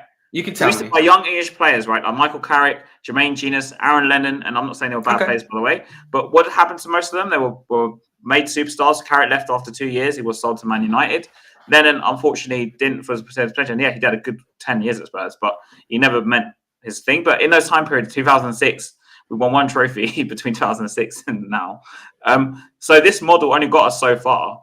And we've adopted the same transfer policy. So what I'm trying to say, Harry, is building this new stadium, which, by the way, been in for 5 years now, not just like 1 year. Right? So patience for me is gone with this whole stadium thing. So and on top of the £100 shirts, £123 for elite shirt, by the way, among other crazy prices in that Spurs shop, which is why I never buy anything when I go. And the fucking NFL concert and the Lady Gaga's, the boxing, the F1 that they're just releasing. Lady Gaga, who else? I'm sorry, it's Beyonce. More of a business than a football club, isn't it? It's Beyonce. More of a business than a football club. So we're never going to go in that direction. Yeah. I'm sorry to say, if we're going to focus on... We've had this waiting period, right? It's been 4 or 5 years yet. And tell me Ange is this new manager. And I'm not... Look, like I told you, if he drops like 120 million on like an Osimhen or a Ferguson, I'll be like, yes, we've changed. But do I see Spurs ever doing that under Levy? No, I don't. Because for me, that would be a Kane replacement, right? And this is coming from someone, Harry, who really likes Richarlison, by the way. And obviously, like, has defended him for ages. And we're getting something out of him, right? But let's be real, like, an Osimhen will walk into the team ahead of him. And that would be like a statement signing. That's a proper statement signing. Wait. But let's get it correct. The standard should be, in my opinion, we've just lost Kane. It should be an Osimhen. It should be even... It's a bit harsh to say Ivan Toney, but it should be the type of players. Personally, but anyway, I know why people say it. Yeah, personally, I don't. I don't think he will suit us, but I don't even think he's. I see what you're saying. He's a bit overrated. Yeah, I think. It should be, but this is my point. It should be them players. Them players should be our standard, but we're stuck with Timo Werner. Because let's be honest, Werner, despite me, like and you can go watch this back, Harry. Do we have to go over you can go watch it back? No, you can go watch this back, and I said it was going to be no. A low risk. You can go watch us back. Yeah. And me and Has said Timo Werner would be a good signing. Yeah, and I agree. But my point is this: it still stands. It's still a gamble. It's Timo Werner. Our level. No, he's not.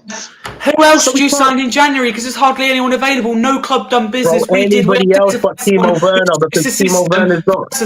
Has the pace, can play multiple positions, great impact in games. Harry, honestly can't get it. And this comes from someone, by the way, he's played multiple positions. Just because you play multiple positions doesn't mean you're good.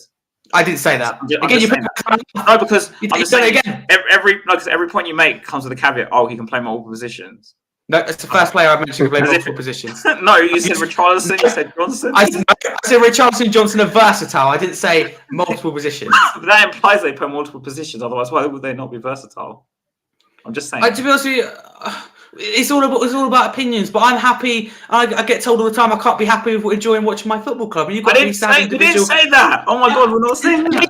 Again, I never said you did. I never said you did. I never said you said that. We didn't say you should go home and be like, don't be happy. Oh my God.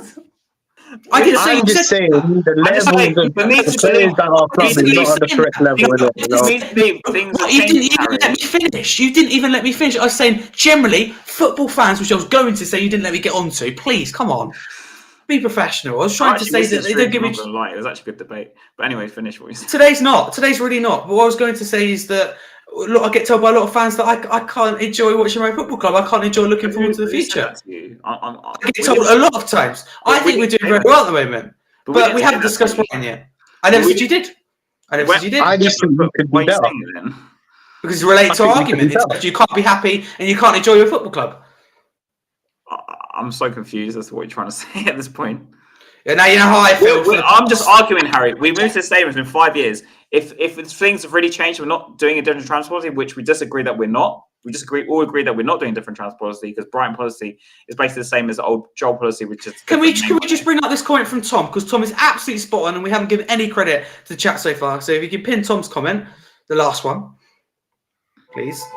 Tom is absolutely spot on. We've done so much in a short period of time in terms of 2 windows. You'll be expecting too much. Harry, let's start from the fact that every signing was success. I pointed out 2 or 3 signings weren't. So you've got nothing to argue my points. You just got back to something I said from the first day. He's like, no. Then you said things are going to change. Not things are going to change, but things are going to be different. Yeah. So we gave examples as to why we don't think things won't be different because of the same transfer policy as previous years.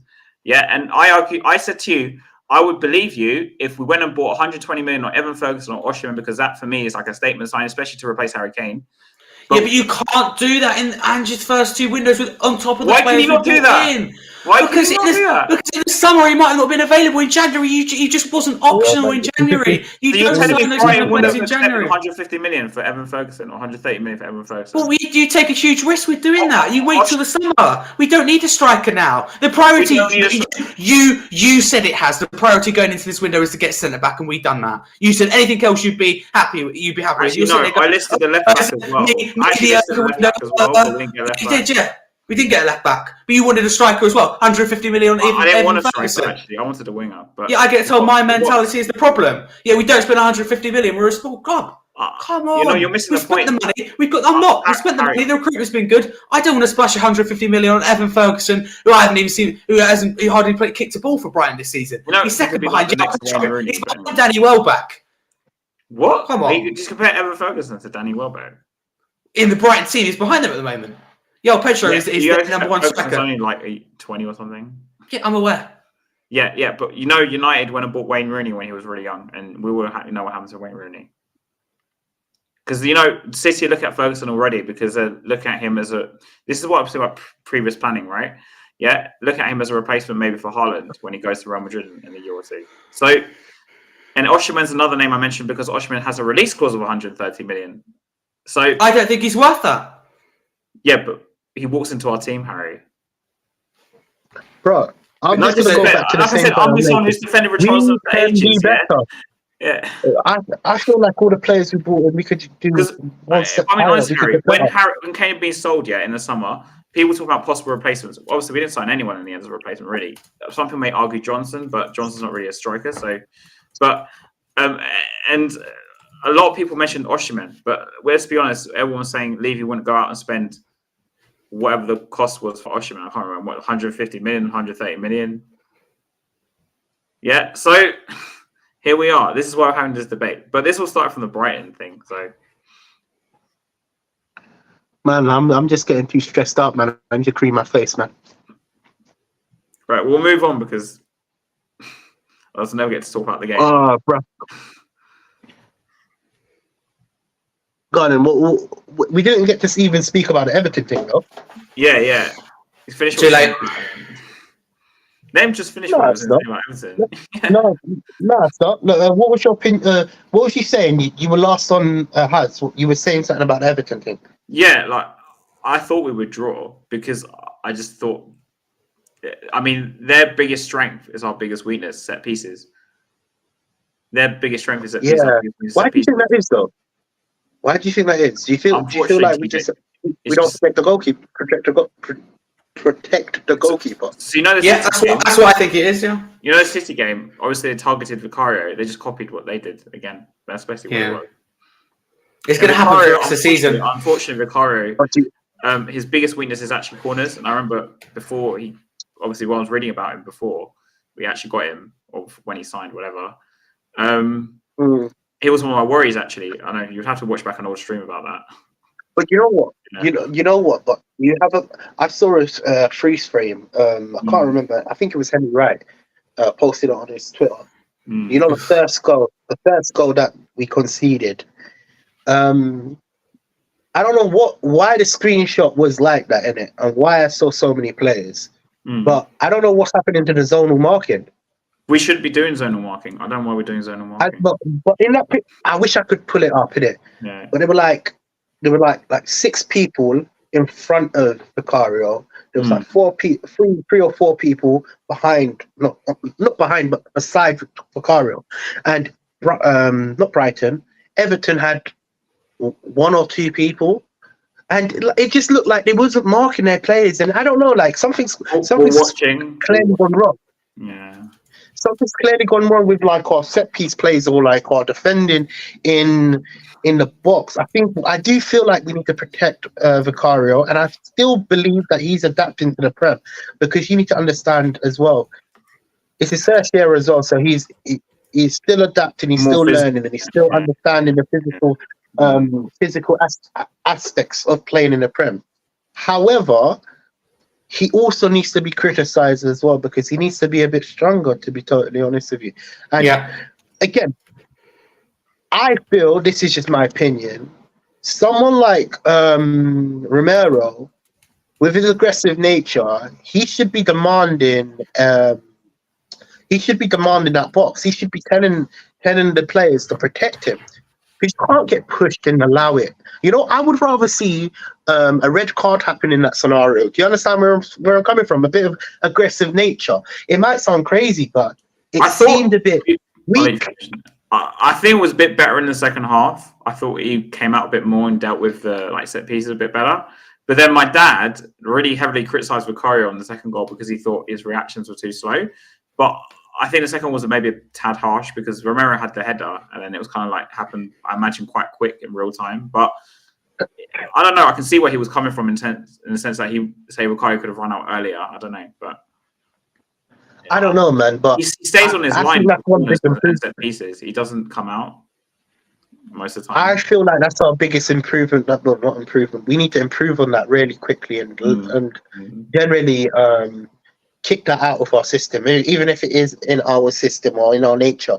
Because look, it's happened. It's kind of been exploited twice now, and what I don't want to happen for it to be a regular occurrence. Do you get where I'm coming from? You know, yes, it's happened once and it's happened twice. Now they need to just do some defensive drills. Do you think we should change the marking? Because I don't like the zonal marking personally. I mean, it's not my thing. Bro, you know that screenshot I was talking about? I wish I could pull it up. I don't know, bro. You know what? Even the Brentford one, you know, Tottenham away posted something, innit? And one of the corners, Johnson was marking Ivan Toney. What? In a corner. What? Yeah, in a corner. I don't understand that, bro. I don't understand who's setting it up, and like, I don't know. Look, again, it's just a criticism, but I do generally believe we're very weak in set pieces. But for me, I feel like they need to train on that. You know, they definitely need to improve, because we seem to be leaking too many goals from corners. You know, and I'm not zonal marking for me. I think they need to pick. You know when they do the pre-match stuff in training for the whole week. Surely he needs to set up and say, look, from this in the corners or set pieces, you're marking this guy, you're marking that guy, not this zonal. Because maybe with Johnson, he was in that zone, as they say. So maybe he had to just pick his nearest man. Again, I don't know. Look, again, I don't know, but we do. I'm only looking at it from, watching it from my TV, so I can only take it from a pinch of salt, and it is a big problem. It seems like it's a massive problem, and it's reoccurring. One thing, I don't know, man. Who does our set pieces? Do you know? Do we have a set piece coach? Am I wrong? I don't know, bro. I don't know who's in charge of all of that. No, we do have a set piece coach. We do have a set piece, because remember we had that record at the start of the season from scoring from set pieces or corners. But our record wasn't it last season? Was it last season? Scoring. Yeah. Not really scoring. I'm more concerned about defending. Defending from set pieces is more of my concern, because it's very, very, very vulnerable. We seem like maybe it's the setup. Maybe it's the way we've like lined up. I don't know, but I'm not confident whenever you have like a in swinger or something to like, even like a long free kick and it's like an in swinger. I'm not confident. No, I agree. It's horrible as a Spurs fan to go through that.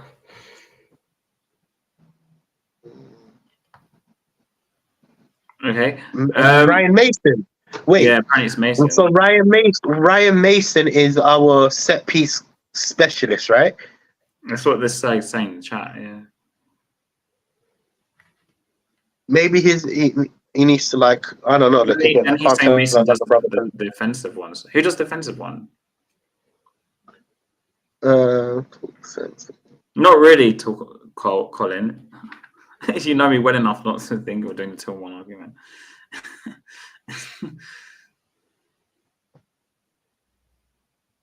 I'm just saying Mason does the attacking one, apparently.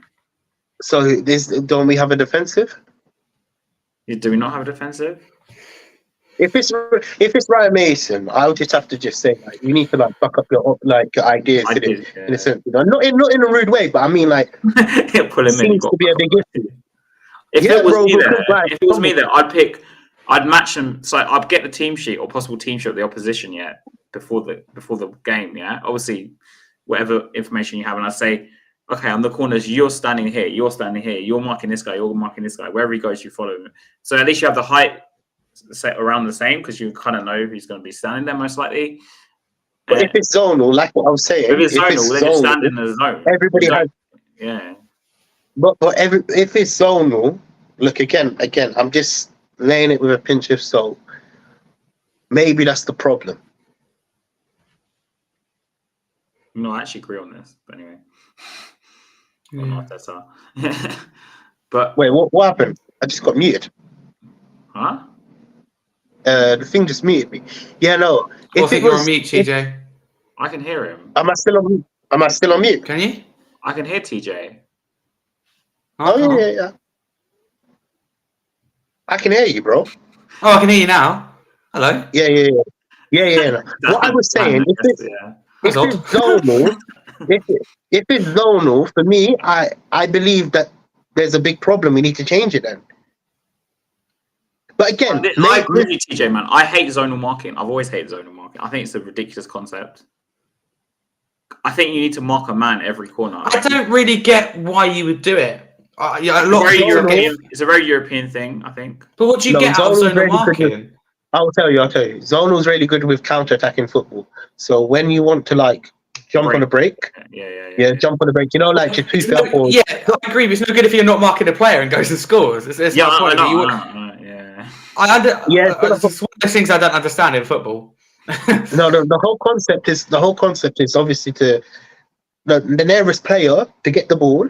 From what I might be wrong again. Someone can quote, but with what I've been told, the nearest player to get the ball and it's quick 1, 2, 3 counter attack. Basically, that's why I don't know if a lot of teams do zonal, but they seem to implement zonal marking. Not a lot. Well, we tend to, we're the only team. But whose fault is it then? Is it this coach? I think it's Ryan Mason, but then I would have to also blame Ange because he's just sitting there and letting it happen. Yeah. Can I just say something? Because very quickly before we move on about Vicario and obviously what we've seen with City with the incident where they score. Brentford, they tried it, didn't score, and Everton did score. So for me, firstly, City Vicario has to be stronger because he decides to punch before he catches there. Yeah. But he didn't even punch it. He kind of flapped at it. He kind of flapped, but if you look at it before there's any contact, he's already made his mind. He's going like that. You don't catch like that, do you? So that was that. But for me, I blame at the moment because this is an issue for me. It's going to continue throughout the season. Ange has got to instruct the players to protect Vicario. Because someone on the far post, on the back post, which there doesn't seem to be at the moment. And if we are zonal marking, then scrap that. But also, as someone who plays football myself, a bit of common knowledge would be to protect your goalkeeper from a set piece. Vicario, for me, I love him, but some people have been telling me, for example, his only weakness before Empoli was the fact of catching. So, and it looks like it's now been identified. So, okay, so we know of that. In defenders, for me, you've got to use common sense. You've got to get, you've got to protect your goalkeeper and stop players like we saw with Everton. Jack Harrison literally pushing him off the ball. So our players need to use a bit of common sense. Comes back to the manager. I'm not saying fouling, but as in, I think he was in the second half. Everton obviously stopped it for me to a degree, but Vicario was also a lot stronger and he's a lot more confident. But generally, for me, players need to step up and look, our goalkeeper's been great. For me, Vicario's probably saved us 8-9 points this season. Some of the saves that he's made, I think, has been absolutely huge. I really, really like it. Yeah, no, he's been really good. I think it's something we can all kind of agree on. But I think his one weakness is catching, but that's down to the players to protect him from that. I got told with Marlon is something that can't be worked on. I don't quite get that. I think in what sense? In what sense, though? Do you mean like something that you can't be worked on? Marlon told me that Vicario can't improve his catching, and I had a lengthy debate with him. I completely disagree with Marlon because I think there's. Why can't you?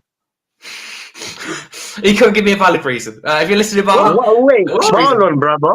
Why can't you improve on Why? Everton action show. I got told that he's something that Vicario's not. Was it the post match last week that you were on? Was it? Yeah. You go back and have a look. And me and Justin were absolutely. I saw a bit of it. I saw a bit of it. I was in the chat. Me and Justin couldn't get our heads around it and the thinking behind it. Why? But why can't you though? Bro, that's the weirdest comment I've ever heard.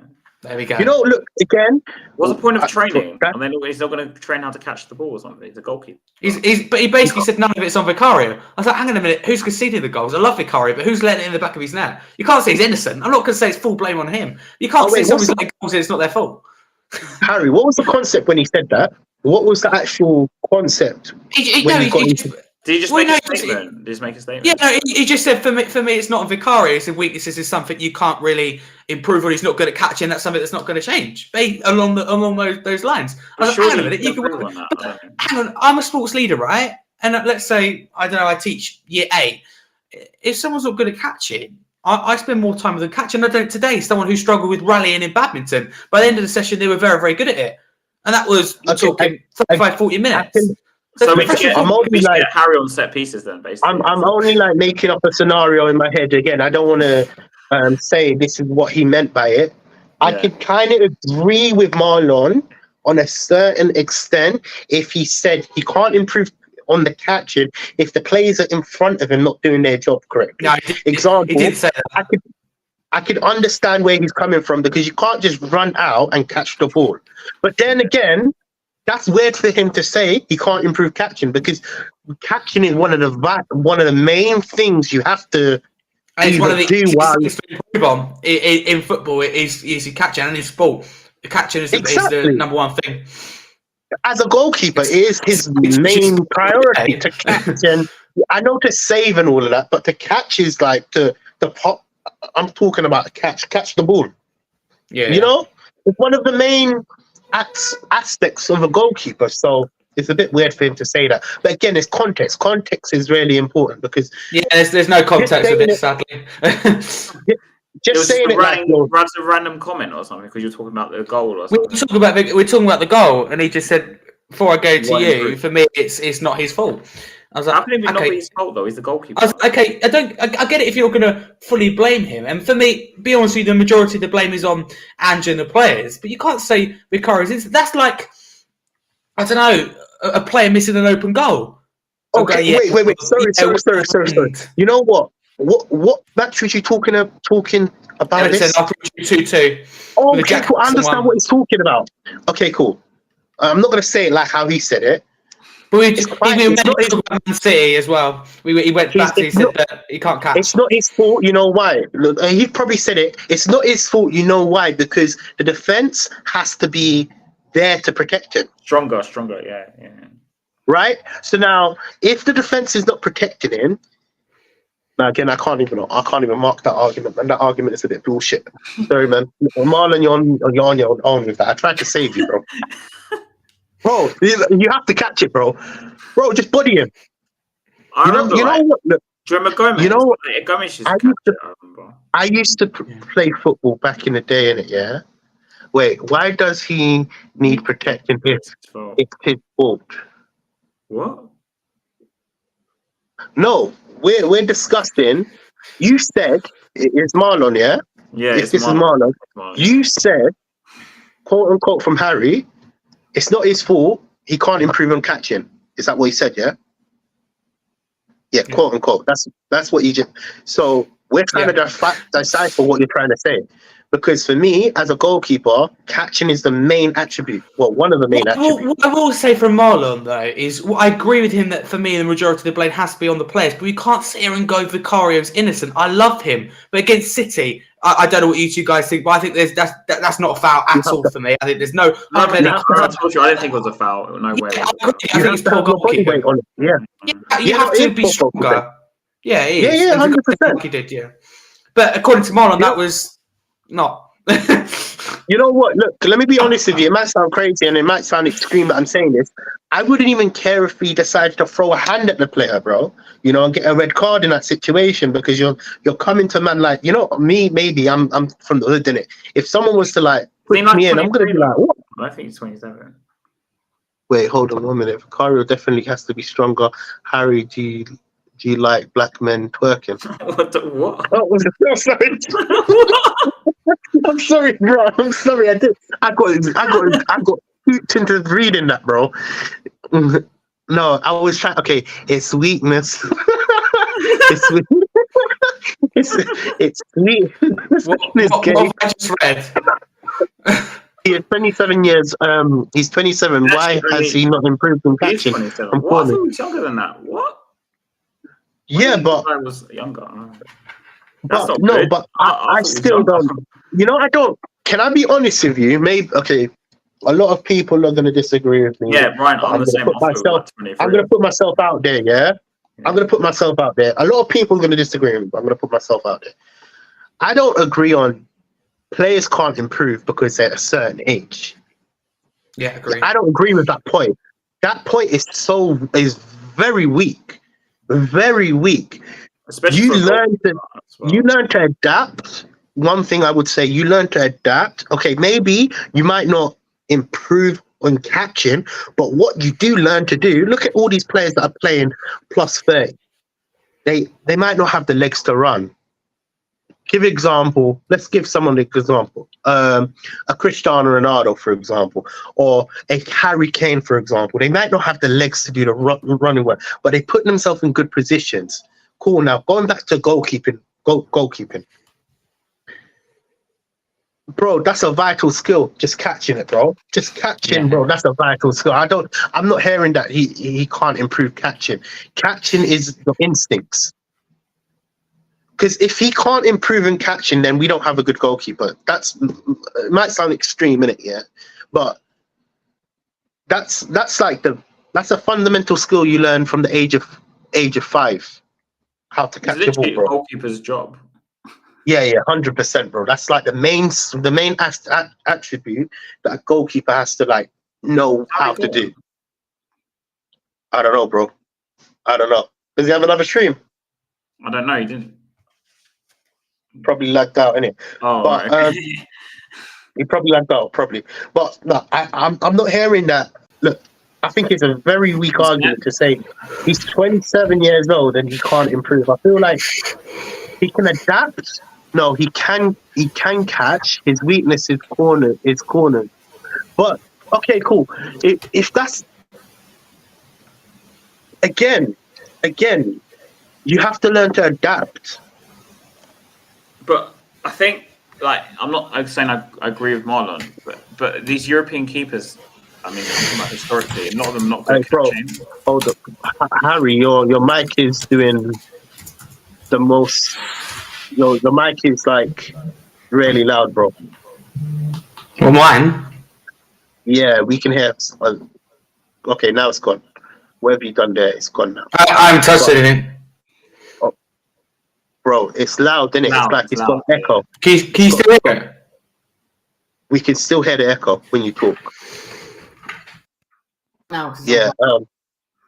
Yeah, Harry, what was you saying? No, Haz, what was you saying? Oh, I'm saying, as in some ways, I can agree with him in the sense that a lot of these European keepers, they can't really. Normally, their catching is not good. They stay on their line a lot. The English keepers, not all English keepers, but in general, players who learn their trade in England for a longer period, they improve because it's more physical to go out and catch the ball. But Marlon's just said that's exactly what I was trying to tell you. You said the weakness can't be improved on. Have you flip-flopped? I told you that Vicario's weakness, and you said it can't really be worked on. Yeah, exactly. I think Andrew worked with him on being clinical. Timo Werner. I think Werner can improve on that. But then with your argument, Marlon, listen, it's crazy that I'm going to say that, but then technically speaking, we've got a dud as a goalkeeper. And whose fault was that? He's meant to be our future. Think about it. With that comment right there, you've basically said, okay, this is his limitation. He's not our mainstay in goalkeeper. Like, okay, again, maybe it's just one area. But for me personally, I think he can improve. I believe with time, and remember, you also have to hold fire with it because they're still learning the system. They're still like understanding what Postecoglou wants to implement as well, you know. So all of these things are coming into context in it, you know. So maybe he's weak right now, maybe he gets better, you know. So that's what a good coach does. He sees their weakness and he improves on it, you know. So he really and truly, and from the games that we've seen, if Ange hadn't noticed, we've all noticed that Vicario is very weak. That's just like it could have been any goalkeeper, and he's protecting from corners. But listen, he needs protected, but he also needs to work on it. It's a combination of both. I'm not being. I know when I said we have a dud. I'm just counteracting what he said, didn't it? With that statement, if he's saying he can't improve on the corners, which is our weakness, then we have a dud of a goalkeeper because we have a dud as a goalkeeper. We have a rubbish, not a rubbish goal, but in terms of that's going to be always our problem. And then we're going to always concede through corners. And then so this is what I'm trying to say. Good coach. The goalkeeper was better at defending corners, but anyway. Yeah, so this is what I was about to say. Again, I think it's too soon for us to put a claim that he is actually poor at corners. We've seen him struggle, but a good coach will obviously see his weaknesses and hopefully Ange can see it and improve it. But then again, it's not Ange that is doing the set pieces. Again, it's Ryan Mason. And I'm not qualified to say Ryan Mason is not there, but clearly it's in his field and we're clearly failing defensively through corners. Talking beer, it's Marlon in the chat. It's not us. But he can improve. Who's saying that he cannot improve? I have not heard this from any of you guys. No, we're talking to Spurs Kings TV, Marlon.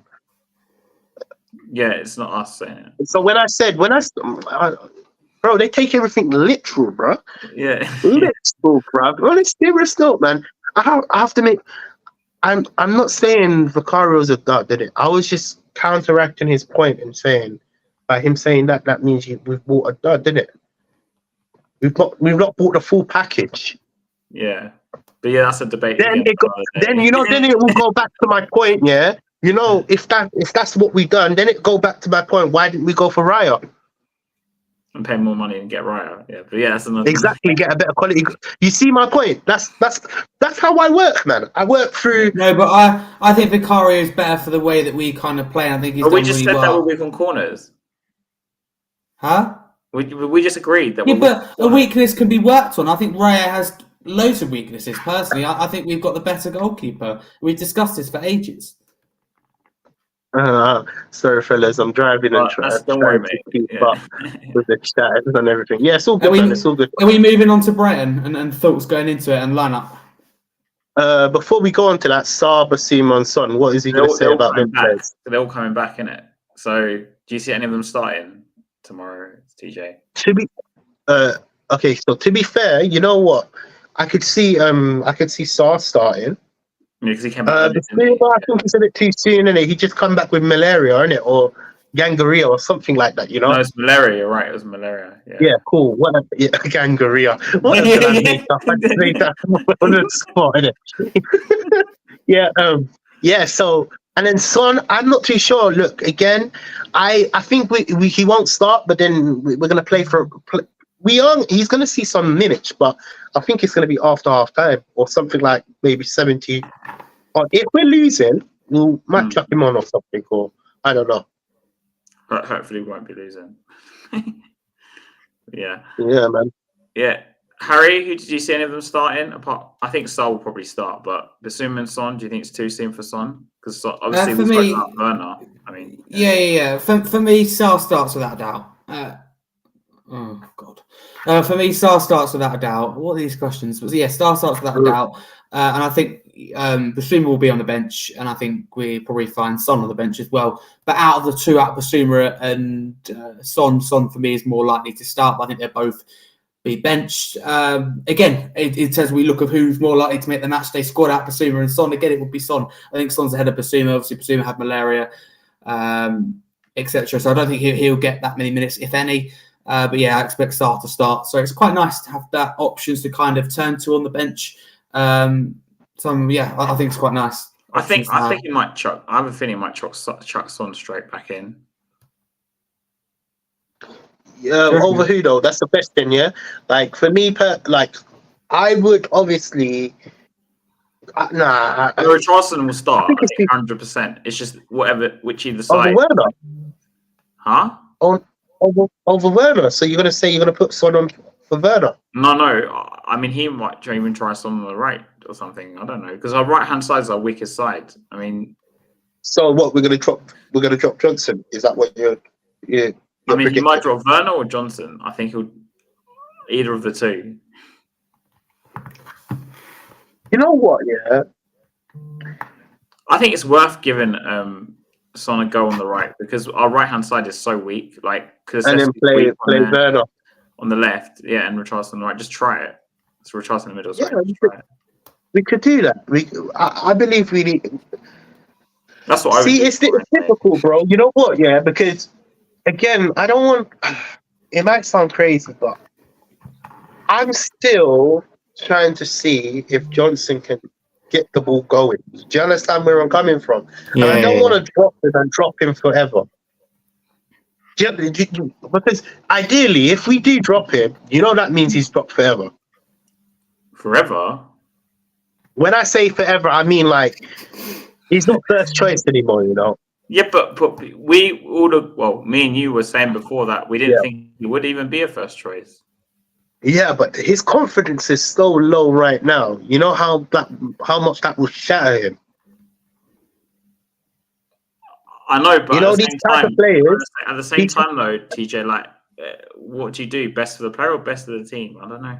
These type of players are based on confidence, And look, as you can see, Richarlison, for example, he's based on confidence. I probably played this team, Tom's team. Vicario, Porro, Romero, Van de Ven, Dogi, Sarr, Benska, Maddison. Yeah, I agree. If it's possible, I'll play that team. Yeah. What about? Okay, cool. Wait, I don't want to stir the pot. Bendencourt. You think he should start? I think he keeps his place. Yeah, I think he keeps his place for now, TJ. But he's one of those that you go if he doesn't improve his performance, he's taken out of the team. I want to be kind of patient because he's come back from 2 and 1 in particular very major injury. So I want to give him a chance. But for me, it hasn't been great. But nor is Kulusevski. So I think we're talking about 2 players here that could easily find themselves dropped or could easily find themselves start. Johnson again, has he been good enough? So there's a lot of players at this moment in time that we're going, are they good enough to make this team or not? Is that our downfall that we didn't get a midfielder? Can I be honest? All jokes aside, we're going into the window wanted a backup centre back, like Hauser said. If we can get a backup left back, or we can get someone like a winger, like a Werner, then great. But I'm personally going to say no, TJ, unless you're saying to me that we get skip out the door and replace him with Gallagher. Absolutely, that would be the right thing to do. But in terms of when they're fully fit, I love the midfield options we've got in terms of Maddison, Bentancur, Basuma, Sarr, etc. Kulusevski can play there. And Conor Gallagher would have suited the system perfectly. So it's one of those, TJ, for me, that you don't bring anyone in unless you can get anyone out. Do you know what I'm trying to say? Because otherwise you get like an overload, midfield overload, and that could cause tension, that kind of thing in the dressing room. So I think we have a lot of midfield options, but someone like Conor Gallagher, I still, because Chelsea obviously need to sell, etc., as we constantly see in reports as we speak. So if we can get Conor Gallagher, that'd be great. Someone who suits the system. True. No. I totally agree with what you said. What about you, Harry? What's your has? Yeah, Harry has. Same, man. Yeah, has. Well, do you think it's our downfall that we didn't get a midfielder? Do you agree with what Harry's saying? Well, our downfall was not getting a midfielder, or because like I'm at a stance where I don't think it was a necessity. I think if Højbjerg was sold, or Skip was sold, we needed someone. But because they could also I'm at a stance where I'm a bit in the middle because look, the qualities. Look, I don't wait. Was I on stream with you? Did I mention this about Skip? Yeah, you did. He's a perfect person. Cool. Okay, cool. The reason why. Okay, cool. Let me just give the context in it. I had a conversation with a work colleague, and he actually opened my eyes up. And I was actually originally sitting there and saying we need to sell Skip, get better. You know, it's so important to like refresh your squad, get better from that player. We can always improve, right? And he said to me, Skip is the perfect person to be a bench option. You know, you won't get a better player, a better value, ideally. Look, let's be honest with you, because Skip is happy. He seems like he's happy to be third or fifth fiddle or wherever he is down the pecking order. You know, and he does end up getting, I would say, because of injuries, regular game time, right? I believe, and now I've kind of like changed my kind of stance on it. I believe Skip should stay more than Højbjerg. Because originally I was the other way around. I was Højbjerg offers something different, but we're not going to get a player that's going to want to sit on the bench and be happy with limited game time. And be at and when I say decent level, I know his level is not there, but be at a level capable of Skips. I mean, we've got a lot of midfielders, and Tom's right. We've got a lot of like overload in that midfield. It's nice options to have, but we don't want to be getting to the point where there's too many options. And I look at someone, or we skip on Højbjerg, but in particular Højbjerg, right, and go, I think the reason we should keep him, right, and this is something Ange has to bear in mind, a bit of flexibility. We're winning a game. For me, there's no one who I'd want more to see out a game than Højbjerg, who has the experience and the know-how. And I think that's kind of, you look why, for me, he's a lot better coming on than starting because he's good at seeing out a game. So I like what I see from Højbjerg. I personally keep him, but out of Højbjerg and Skip probably have to shift one. Skip's homegrown's probably more likely to stay. But what do you reckon, Has? I'm kind of with TJ on this now, actually. I think because of the homegrown thing, Skip has an advantage, and of course because of his age. So, and Højbjerg actually wants to go, so he's going to be the first one to go, I think, anyway. But Højbjerg, for me, is who's going to put the money in, or they're going to wait to see his contract done? Well, he's got 18 months, I think. So I personally think he'll leave on a free. I think he'll leave on a free. He was staying on the year, you think, after next season? Yeah, I think he'll leave on a free. He sees his contract out. I think it'll be biased for him. Midfielders, he can control the ball under pressure because Højbjerg and Skip can't. Yeah, but then in an ideal scenario, okay, cool. Skip is homegrown. Who are you going to replace? Gallagher is the one that comes to me, but will he be happy to sit on the bench? Exactly, and that's the problem. Whereas it's funny, you put your Tottenham bias to a side, you're playing every single game and arguably being Chelsea captain majority of the time to go to sitting on Tottenham's bench. You know, if we put our Spurs bias to the side and like if we didn't support a club, then you know who you go for in terms of minutes and the captain's armband. But you say the same as well. You say that, but then also we're going to have Europe. Well, fingers crossed we'll have Europe next season because that's my next question. So hopefully we'll get the game time because can't play the same team every game. Alex Scott, see the only only risk that Alex Scott, for me, causes is he's not. Again, Skip is not prem proven either. You know, they're both like we're talking about the lowest of the barrels, right? But I really liked Alex Scott on Bristol City, by the way. I made a big video on him. And for people who don't know, me and What's the Point FC, we have a bit of history. We don't get along that well, but I think he's right with this in terms of Alex Scott. I think it's maybe too late in terms of Bournemouth, but he's obviously scored the consolation against us and had a goal disallowed as well. For me, he just seems to have everything you want in a midfielder at such a young age. So I think we missed out on Alex Scott. Listen, I've been someone who's been very, Harry, I've been very high praising, haven't I? About the last two windows, we missed out. Can I pause you for a minute? Yeah. Wait. I'm getting sick and tired of reading this guy's comments. Hey, Bella fan in it, yeah, bro. If you've got something better to do something better with your life, man. Stop coming on here and trolling, man. Because I've been quiet for a long while. I've been reading your comments, and it's directed at Harry. And listen, on my panel, well, it's not my panel. Well, these Harrys are my Harrys, innit? Bro, you messed about with one of them, you're gonna have to go for me. So if you have the balls in it, come for me in it. Stop targeting young Harry, man. Come on, let me be honest with you. And what you're saying is not really. Is this really bad? I can't tell because it's a stream. Bella fan 123. No. I don't know, man. I don't know. On his channel because I'm a moderator on this as well, but I don't know if it's on. This. I think it's on mine, but it's not letting me access it for some reason. So I don't know what's going on. I don't know, man. I've seen a few comments from him, and I've kept it quiet. But let me be honest with you, like I've had enough in it, like of reading his nonsense in it.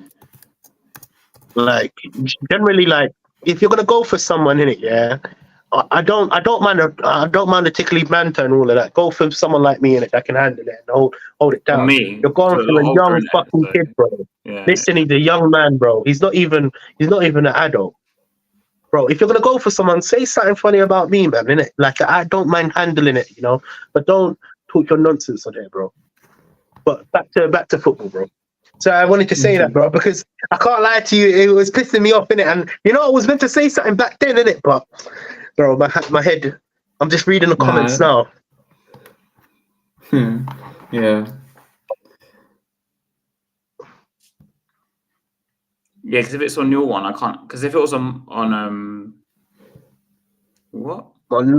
My moustache looks like water. Oh, it's Harry's channel, Bon. Yeah, because if it was on this one, I'm a moderator on this. I can go and do it, but I'm not. So I'm not. Yes, Harry's. I've got an issue with my laptop at the moment. I'll sort that out later for future streams. But thank you, TJ. Yeah, I didn't know you were doing it on both channels. Yeah, dual stream. We need to. Me and TJ set that up. As well. Yeah, it's on Harry's as well. Oh, slid down. So we're literally everywhere now. Oh, you know what? I need to do that. I need to jump on and do that on my team as well. Yeah, we need to do it. Okay, how many can you do at once? Do you know? We have to ask Marlon. He's a techie one. Because we put all our channels at the same time. When he's wearing that swimming hat on live stream. Oh, he's done it. Bonnie's done it. So anyway. Yeah. Yeah, definitely. All right. So I was going to quickly touch on something before we go into a score prediction. Just very quickly, because we are not actually fourth anymore. Villa at fourth. Can we finish in the top four this season? Because that's all we've got left. Harry, you ask him. Harry first. If I'm being honest with you, I think we will get top four. I look at Aston Villa's performance against Chelsea, and I can't see. We're talking about a Villa team that, for me, have been lucky with injuries, and they've kept Watkins fit. They keep key players at the Arbes, your Baileys, your Douglas Luiz, your players that really make Villa tick under Unai Emery. And a lot of it is down to the manager. Again, I think the recruitment's been good, but I think a lot of it is on Unai Emery. But I think it will start to fall apart. I think personally, Man United, I think will really kick on and catch us in the second half of the season and catch a lot of teams. I think we'll actually finish above Aston Villa in the end. So I think we will finish fourth. Before the Arsenal-Liverpool game, I said third because I thought we would slightly edge it over Arsenal. But Arsenal, for me, showed real resilience against Liverpool. So I'm going to lean towards fourth at this moment in time. I think Villa will fall apart to finish sixth or seventh at the end. Okay. TJ?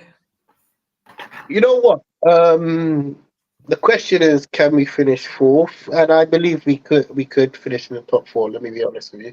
But I'm not too fussed if we don't as well, you know, because I know that it's a transitional period, you know. But again, this is not me going back on my points. I believe we need to do better going forward, and hopefully next year we can push on and win something, you know. But make the next really step. and truly, really and truly, we need to build from anything above 8. In fact, anything above 8, I don't really care, to be totally honest with you, you know. Because it's an improvement from last season. Yeah, no, I get where you're coming from. I mean, for me, I'm a teacher in the sense that, like, we finished top 4 so many years. Like, I don't really care that much, to be honest. I don't really care. It ain't going to change. It ain't going to change anything, despite what people say, because we have been there before and nothing's changed. But do I think we're going to finish in top 4? I think we will. I think we'll finish 4th. I just want I just want to make something clear. I just want my club to finally lift the trophy, man. I've watched this club. Look again, Harry. You've only watched it for maybe 4, 5 years, 6 years of good football. Yeah. Yeah. I'm tired of watching this nonsense. I'm tired. I'm tired of us going through the same pattern every single other year. You know, and I'm scared. Listen, I'm scared of having kids, because if my team don't lift the trophy and my kid grows up, how can I tell him to support Tottenham? I'm giving him a good service. At least with my dad, yeah, like the year, obviously I was born in '92. At least he would tell me, oh, when I was a kid, oh, we won the FA Cup like 6 years ago or whatever. And for people who don't know, I haven't seen a trophy in my lifetime. Maybe you can blame me for this. I was born 2-3 months after we won the League Cup in 2008. I was born that year, but at the end of the year. I was actually at that final. I went there. You've seen like the Audi Cups, and you've seen the the Audi Cup, the American Comfort. Well, not on TV. It's not on TV, so you don't see. Audi Cup ain't see that trophy though. It really is, to be honest. Man, you know what? But listen. This is so shameless that I'm saying this. Yeah. You know the Audi Cup. Yeah. The Audi Cup looks like such a good trophy. That should be one of like the main trophies. You know, like even the Champions League don't look as good as that. Just the aspects wise. Do you guys remember what I'm talking about the Audi Cup? Yeah. You know how it looks, how it's formed. That's such a beautiful trophy. For me, I'm surprised that they haven't done all of the made it. It might sound like waffle, but when we won the Audi Cup, I was like, "Yo, that's a good looking trophy."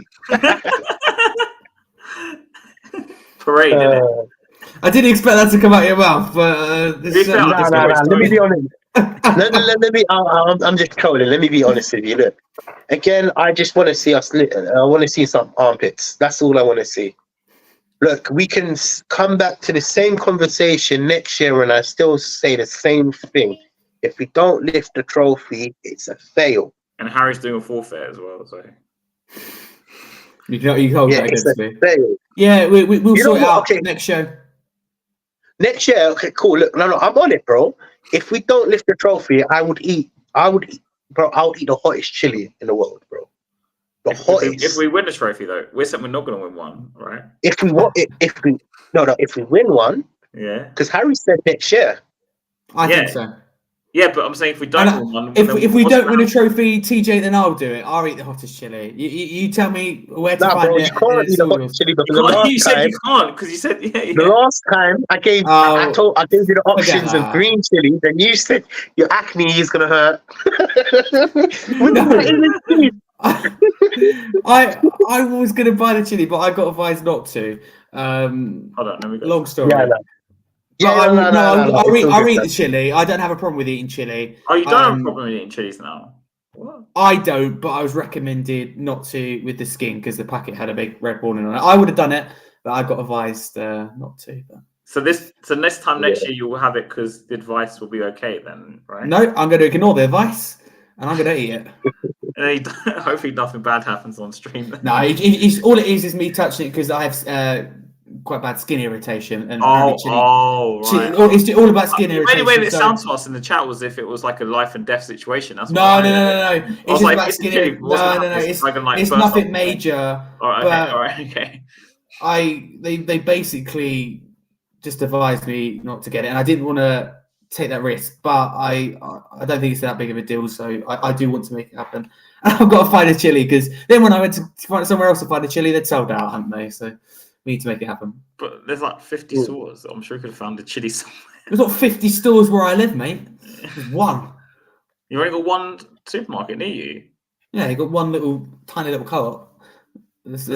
You just got a co-op, mate. That's actually no. Sorry, wait. We've got a big Tesco superstore, and we've got a little co-op. But the co-op. Did you not go to Tesco's then, or not? I did. Yeah, there's nothing in there. Honestly, there was nothing. There's absolutely no chilies. I don't know why, but I went in there and I asked them, and they said that there's just these ones that had the big red sign for skin irritation on them. And if you have eczema, which I do, then don't take it. I will still have it. I'm just surprised it's a massive Tesco. Yeah, more than one chili. I was very surprised, but I'm happy to do the chili. I saw Robbie from AFTV do it. So a bottle job like him could do it. Yeah, no, but that chili that he's having is one of the hottest chilies. That's not the chili. Yeah, I'll do that. Send that my way. You wouldn't want it, bro. You were, yeah. Harry, you were literally like crying. Really, bro? I ate one of them chilies, man, and I lost my voice for the next month. All right, cool. Score prediction then. Yeah, TJ, want to go first, and we'll go around. Who are we against again? Brighton. Oh yeah. Sorry, yeah. We've been talking too long now. I've lost my head.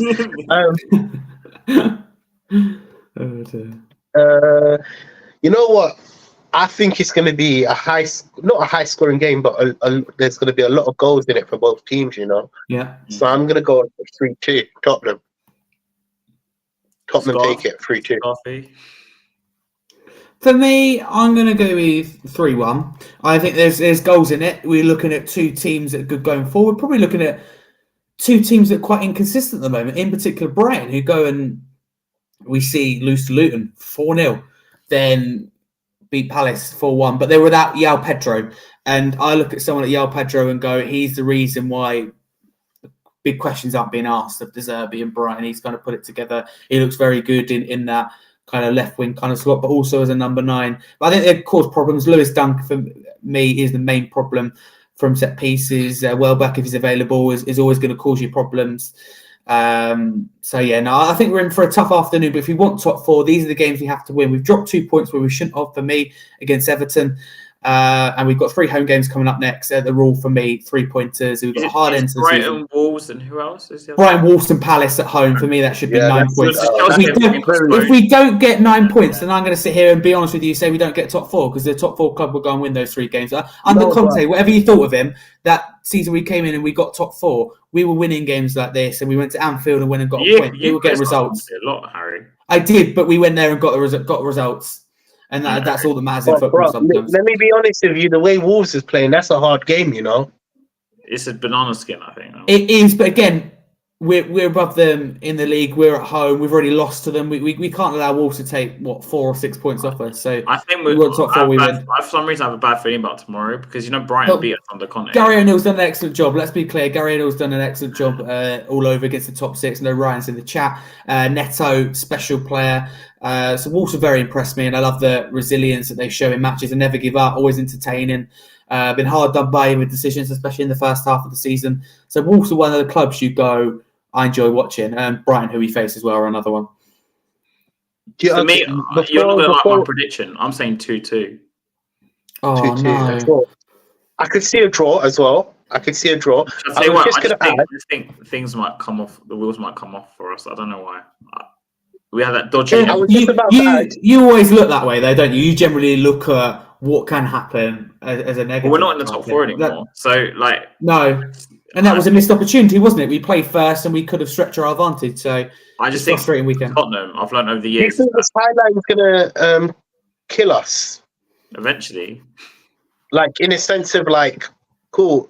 I was analysing it, and we've conceded quite a lot of goals through this highlight, you know. It's the long ball over the top. That's what kills us every time. Do you think Ange has to not change his system? We still can play a high line, but just adapt a bit. Like for me, I don't. Can I be honest with you, TJ? I think the high line cost us 2 points against Everton from that set piece. I don't know why you go high on set piece. I've got to be honest. I love Postecoglou. I love everything he's done, but that's a mistake. Chelsea as well. Yeah, it could have got us 2-2 if Dyer's goal stood. But generally, when you're down to 9 men. I predicted us to lose, and you guys told me I was foolish. But I didn't know we were going to go down to 9 men, have our 2 best players come off injured. And we're going to. I didn't know it was going to be like that. And I had the whole comments against me saying, no, you're negative. You're negative. No, TJ, you said to me we'd go down to 9 men. We'd have a goal disallowed. We'd have Van der Ven and Maddison come off injured. We'd had Romero and a doggy sent off. I'd have gone cool to lose him. But why are you right. My line then? Huh? We have 9 men. And you go highline still. It makes it's criminal, isn't it? You shoot yourself in the foot. Yeah, absolutely. Look, again, I don't want to criticize Ange Postecoglou too much because I know it's his style and he is obviously developing. But I do believe he needs to adapt within what is around him because this high line is really risky at so many. You know, we're not blowing teams away. Because we're not like 4 or 5-0 up in it most of the games, you know. We're like taking the lead maybe and scoring 1 or 2 goals. Let's just say that as an example. So for me, he needs to tweak it. I'm not saying change the whole system. Just start playing deep. Maybe that high line just drop it a bit back. I don't know, man. I don't know if it's going to change the dynamic of how we will obviously play, but. Then again, he's made it clear that this is how he plays and this is how he wants to play. So we just have to accept the consequences. His style. Yeah, no, accept his style and just hope for the best sometimes because some of them balls are crazy. If it wasn't for Van der Ven against Everton, bruv, all them massive runs and crazy, you know, like I'm trying, like. Any other team that plays like this will concede, and I do generally think Van der Ven is such a. I'm even going to say it now. He's the best centre back right now in the Prem, and it might sound like I'm jumping the gun right now, but he is so good. He's like a life changer in it, you know. Like so, I don't know, man. I don't know. What the fuck you saying? Who you talking about? What did I say? Did I say something? What? Me? I don't know if I said something. Probably me. I waffle a lot, so it could be me. Yeah, I'm just this high line is gonna cause us problems, and I do believe he should just tweak it a bit. Maybe play a bit deeper. I don't know, man. Look, again, I'm not a coach. Just not my job. Yeah, exactly. But again, for TJ, to add on to what you're saying, and I completely agree with you, with Conte as well, completely different situation. But for me, what let him down was him not being flexible. AC Milan's second leg, not going all out attack, and we only needed 1 goal. And that bit of him, for me, is the major reason it cost him his job. And we're looking at Ange now, who I really like, fully behind, and think he's doing well. But you look at the high line and go, if there is going to be any kind of downfall, which I very much doubt there will be, then that could cost us in terms of top 4, for example, because it's for me, it's starting to cost us points. I do it with but against Chelsea, do you do it without the quickest registered player do you do it without the quickest registered player in the Bundesliga and no centre back on the pitch? You just don't play a high line. Do you know what I mean? I'm not a football coach, but it's just even Liverpool play a high line. Even they dropped against us. They played. You know, they wouldn't play a high line without like Van Dijk, for example. No, that's what I'm saying. Even when they had 9 men, though, Harry, they still dropped.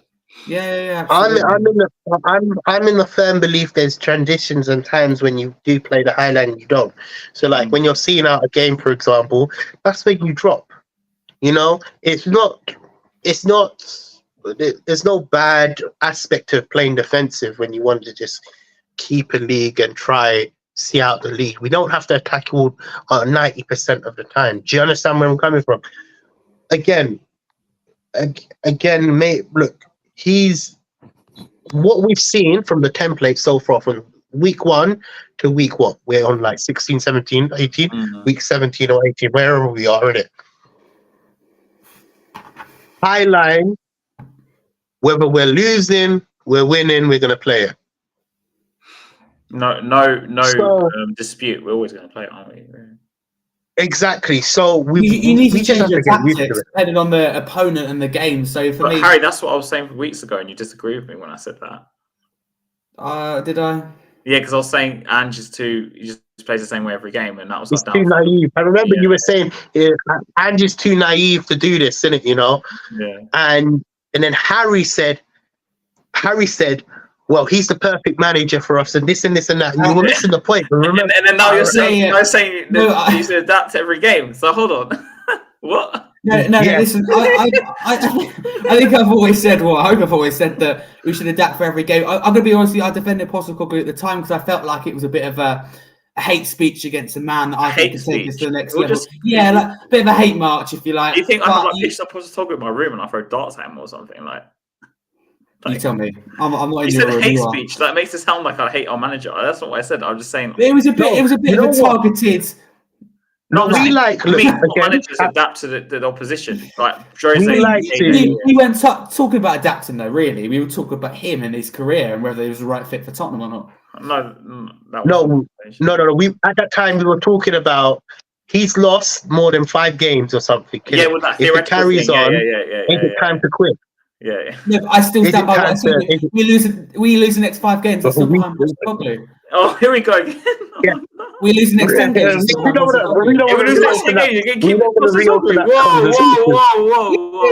Whoa. I'm serious. No, I'm absolutely serious. I think we've got the right man, and you can't beat so the next 10 games, which we're not going to. But that is unreal evidence to be able to support what I'm saying because for me, I don't think any manager will survive losing 10 in a row. I don't think I know managers that survive losing 10 in a row. But you're kind of sitting there going, we lose a couple of games and you should go. No, that's not. No, that's not what we're saying. Please, let's not go into this again because I clipped what you said. Trust me, you clipped what we said. You clipped what you said. I added vital context. You just didn't read it. Context.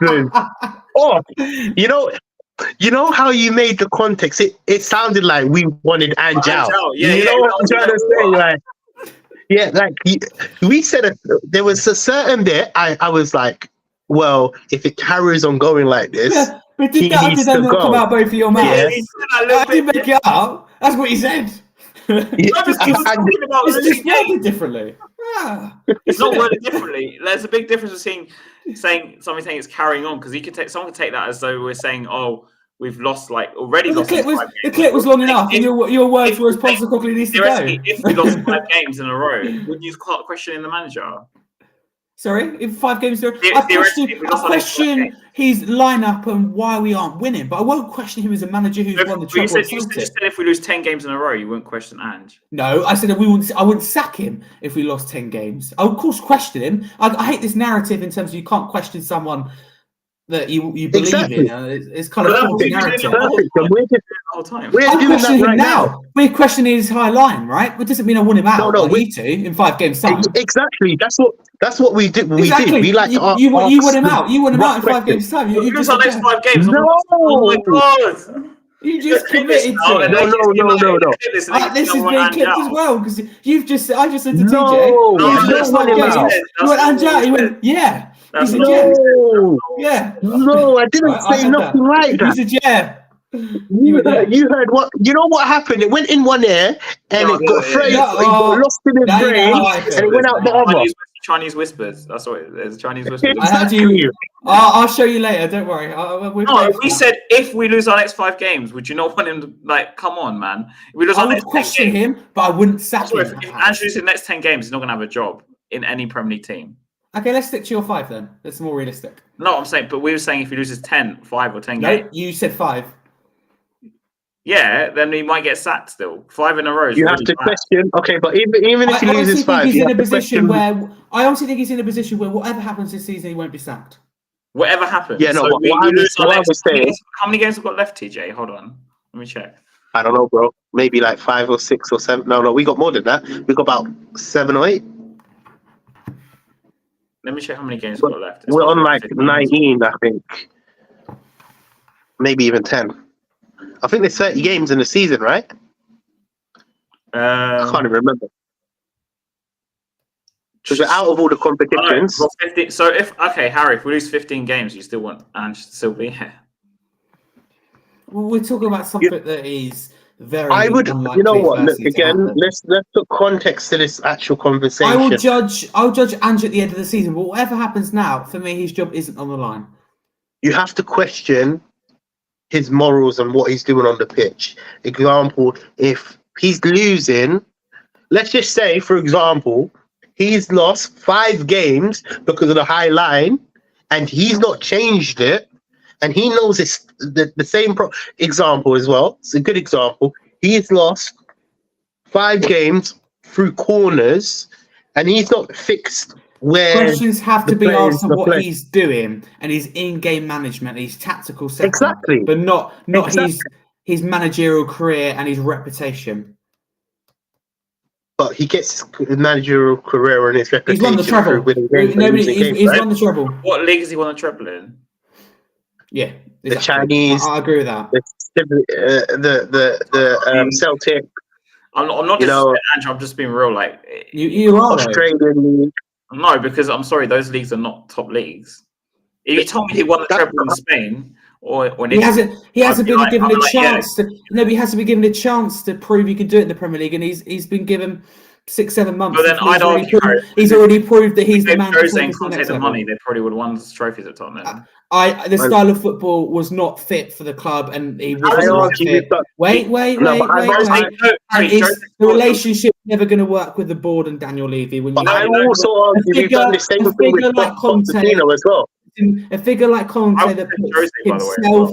Wait, I'm still talking. The figure who puts himself before the team, and you just can't have someone like that he's so emotional and he doesn't do the team in the dressing room very good. He was the wrong fit for Tottenham, and so was Jose Mourinho. So we've learned. Jose, Jose's had the most amount of goals in the calendar season at Spurs since like some crazy. I'm very aware, and that's why we had Son and Kane. Why was he labelled as like a negative football? Because we scored the most goals we did under. Because you need to look all around his career and look at the percentage of like possession you have. We sacked him 5 days before a final. Harry. But that's not. I'm not making that point. Well, I am because you can't accuse me. You can't accuse me of something that I've consistently called out in the year as being the wrong decision. So again, that's invalid. You sacked him. Yeah, let's not get into that because we know. Going back down to this nail on the head. Yeah. It always ends like this. Wait, I'm still bitter about the sacking. I'm not gonna lie. Like we could have won that final. He took the piss in it. But you look at the mentality going into the dressing room. No, wait, because I would have sacked him. He was fuming that Jose got sacked. He was fuming. We're assuming Kane was upset. Okay, that's fine. We haven't spoken to Harry Kane, but we're assuming he's upset. No, it's like a well-known thing. It's not really just me. Well-known thing. What Harry Kane told you? Yeah, I'm sure I'm best mates with Harry Kane. By the way, I do actually play football with someone who knows Harry Kane, but anyway, let's not get to that. Yeah, Chinese whispers then, yeah, as we were saying. No, I actually do because he went to school with him, but anyway. Right. I won't just say stuff on random nonsense like. Yeah. If she speaks to a lot of people, people at Tottenham. So what we've learned from the last 5 years is we're just going to finish top 4, and that's be happy with top 4. Yeah. But you've got to be happy with it. I'm not at all betting it. You've got to be happy with top 4 this season and Ange's first season. For the next 5 years. In the next 5 years, I think we'll be winning trophies, and I generally believe that, and that is why I call for patience. Making proper bets now, so when we come to next season, I put my neck on the line. I think Tottenham will win a trophy next season, and I think we really push on in the league as well. You're right, by the way. I'm not saying this just to be like. Yeah, and I'm quite positive as a fan, and I think that's the right way to be. And if you're not, that's fine as well. But I think that we have a lot to look forward to as Spurs fans the next 10, 15 years. So Harry, when we're asking what trophy do you think we're most likely to win next season? I'm just asking Brandon. I think we'll win the FA Cup next year, and I think we'll probably finish 2nd or 3rd in the league. And I think obviously the summer's important, but I think we're really pushing on. I put my neck on the line. I think We're in the title. I don't think we're going to win the title. I think we'll be in the title race next season. And I think we will win a domestic trophy of some kind. Might be the league, might be the FA Cup, might be the League Cup. I doubt it'll be Europe, but it could be. I think we will win a trophy next season. Then the next season, I fancy us for the title. I generally think if we have windows like we've had and we keep hold of Postecoglou and we've got these players coming in that really excite me, and your Phillipses, your Devines, we keep hold of players like we have, of Saran and Doggy, commit them to the long term. I think that our future's bright. I don't think Pep will be here in 2-3 years' time. You've got Klopp leaving. I don't think Liverpool will be in the same next season. So do you think do you think we can bounce on, obviously, Klopp leaving? And I think that's massive for us. I think that's absolutely massive. But do you feel like, cool, now, I'm not, we obviously know your stance on this, innit? And I'm not going to go down that lane, innit? This is all being here for another hour. But do you feel like Levy has taken us so far? Could we do better with a better ownership?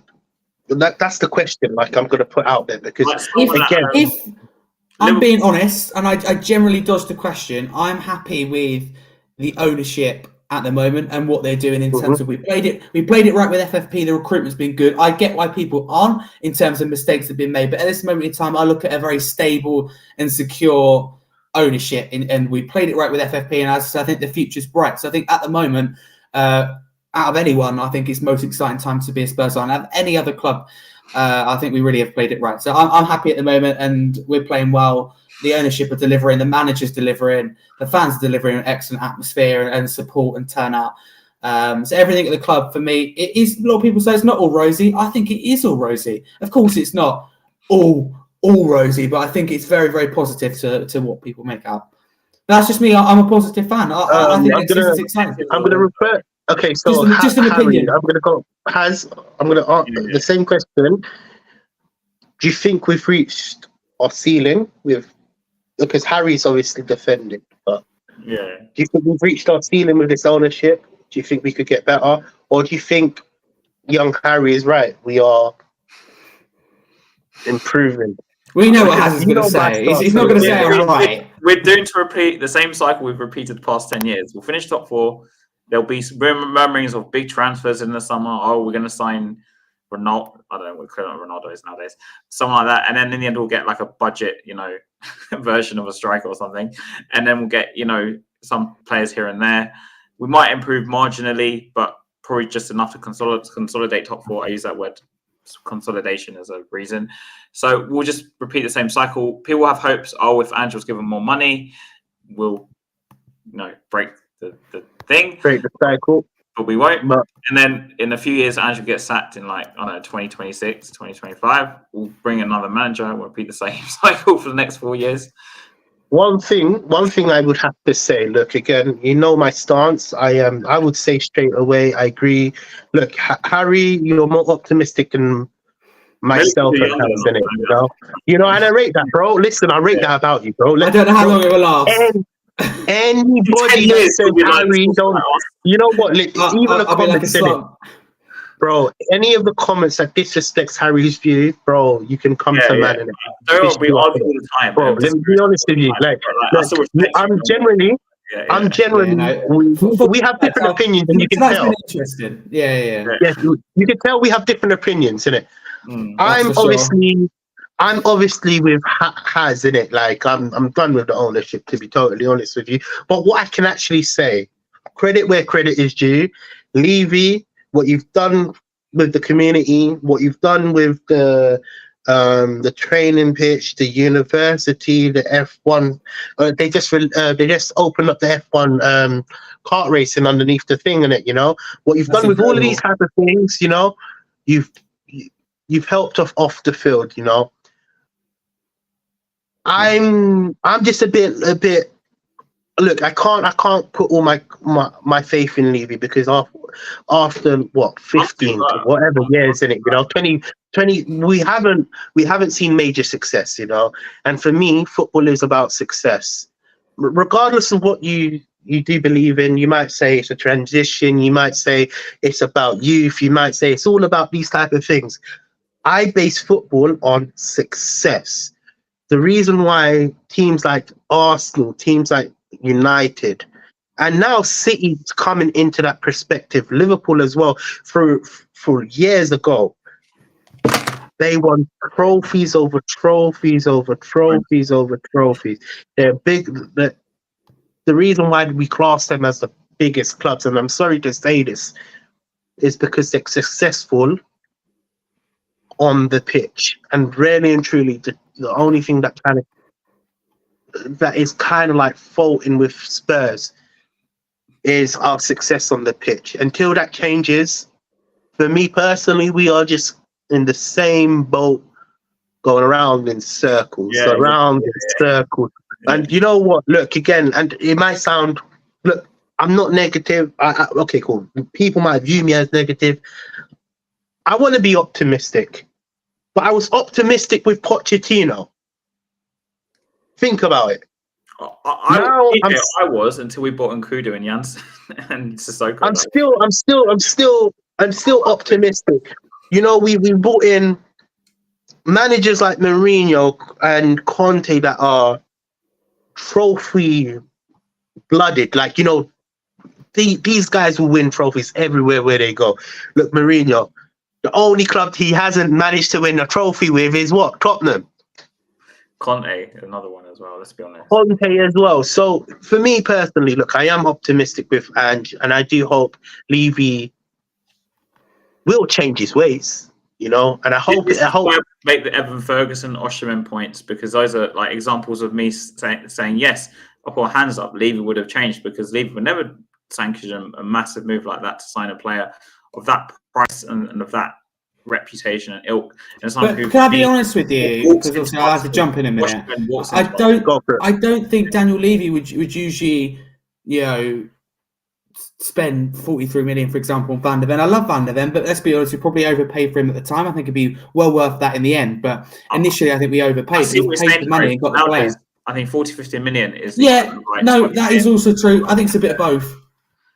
Because I think like 40-50 million is like, no disrespect to Richarlison, you know how much I like Richarlison. It's like a standard. You know, 50 million standard forward price. If we were talking about the top forwards, we'll be talking like up to 100 million plus. No, you know the reason why I'm talking about money. You know, it's not based on how much we spend. We can spend nothing. We can spend a lot. It's not even about spending.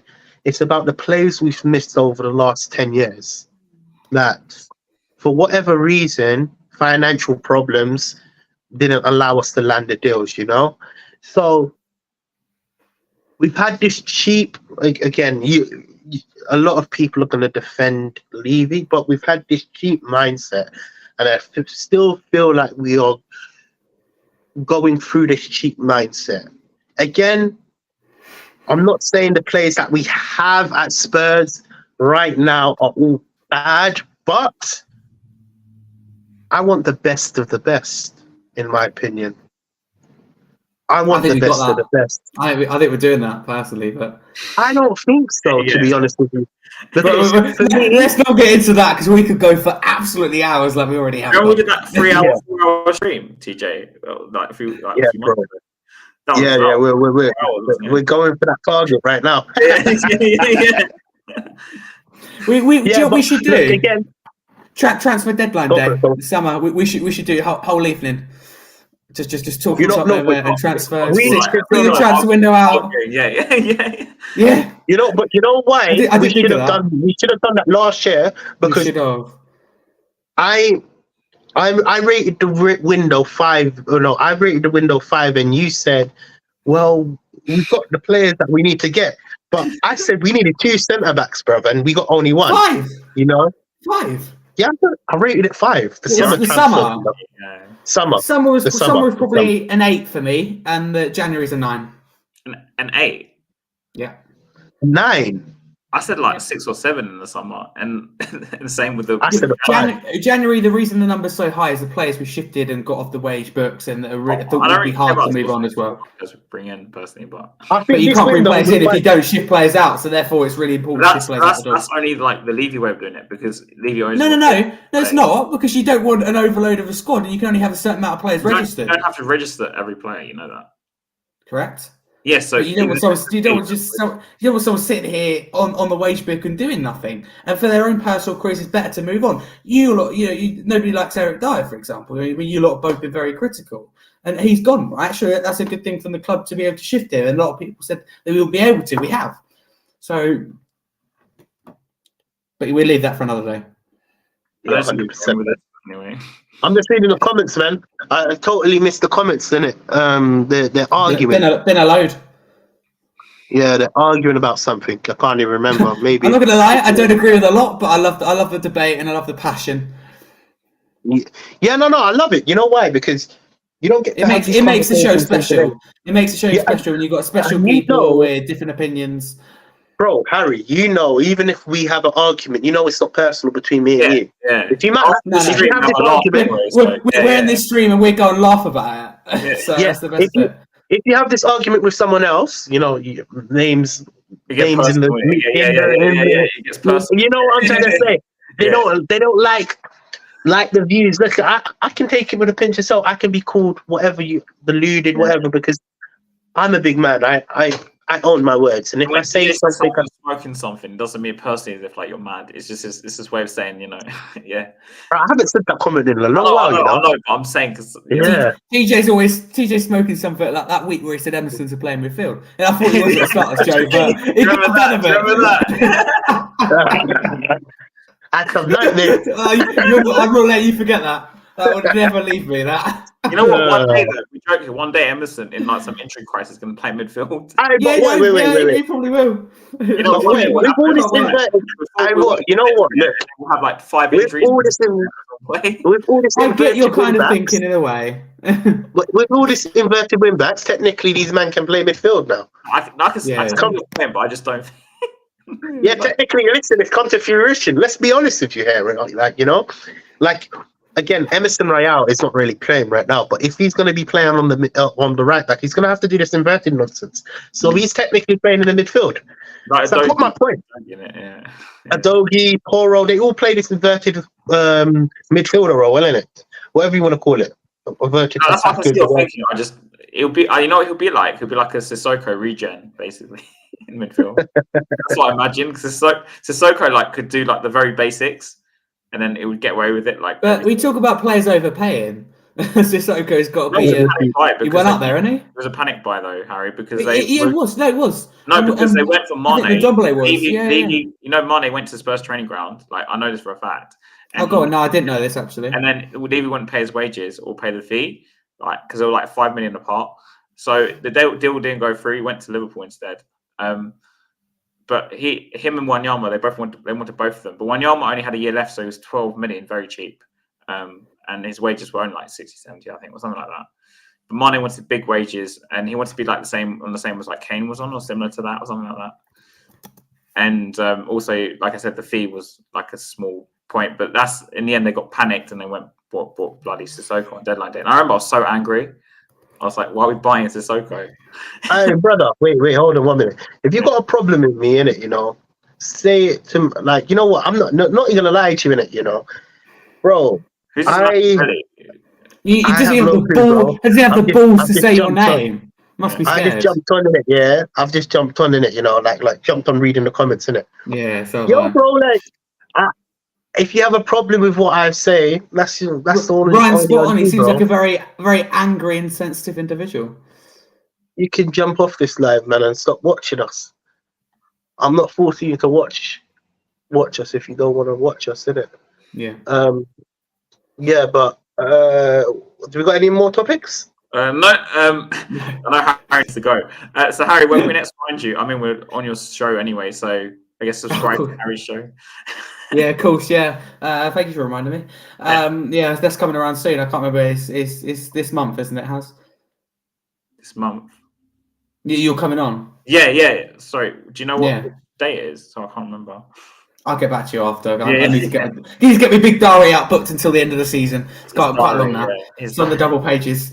But yeah, no, thank you very much for having me on once again. Obviously, really look forward to this. If you want to follow me, you can there, Harry Scarf 22. But most importantly, don't forget to subscribe to my channel, Scarvy Spurs, with match previews, instant match reactions. Yeah, merch. We do another merch sale at the end of the month, so I'm looking forward to that. Match day vlogs, weekly live shows every Monday 8 p.m. And as I said, you guys made it really special in the comments. You know, I don't necessarily agree with all your opinions, but it's just wonderful to see how many. You know, we all love one club in Tottenham. It's just great to see all different opinions and different perspectives that I didn't even consider. So you guys make it special, so thank you. Obviously, subscribe to Spurs Kings TV, and obviously it's great to be here every Friday. And I'm glad to say for the next next week, because we're playing on Saturday, I'm assuming the show's Friday, I'll also be on, so it's nice to be on. Yeah, then we've got a week break after that because it's Chelsea game got postponed, didn't it? So yeah. Correct.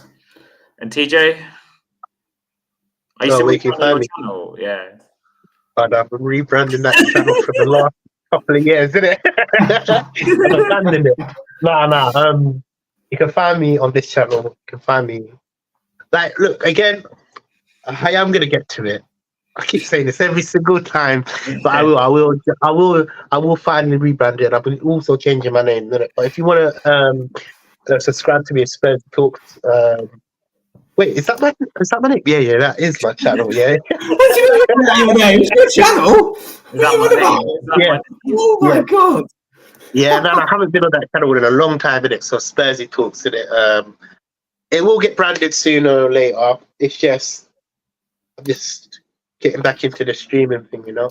And really enjoyed today. I haven't done it in a long while, man. We haven't. You know what? I've actually missed being us free because it's been weird when it's been like. You know, when I was watching last week, I was like, for fuck's sake, I want to be on. But anyway, yeah. I mean, because no, for real, bro. Like, it's been a bit like, it's been a bit odd because we haven't had just us three, and I feel the dynamic is really good with us three. We've got a Levy inner, we've got a Levy outer, and then we've got you that just instigates a lot of arguments that happens within us. Yeah, exactly. He stirs it up, innit? So you know what? That's why I picked the certain topics in a word of specific way, because I'm just like, I know we get triggered by it. So I was just like, yeah. So more or less, we've got a good dynamic going forward. I'm maybe out by way. It's just that, yeah. No. So we've got a good dynamic going. That's why we've missed it, man. And yeah, man. Me and you two, we'll be streaming next week as well.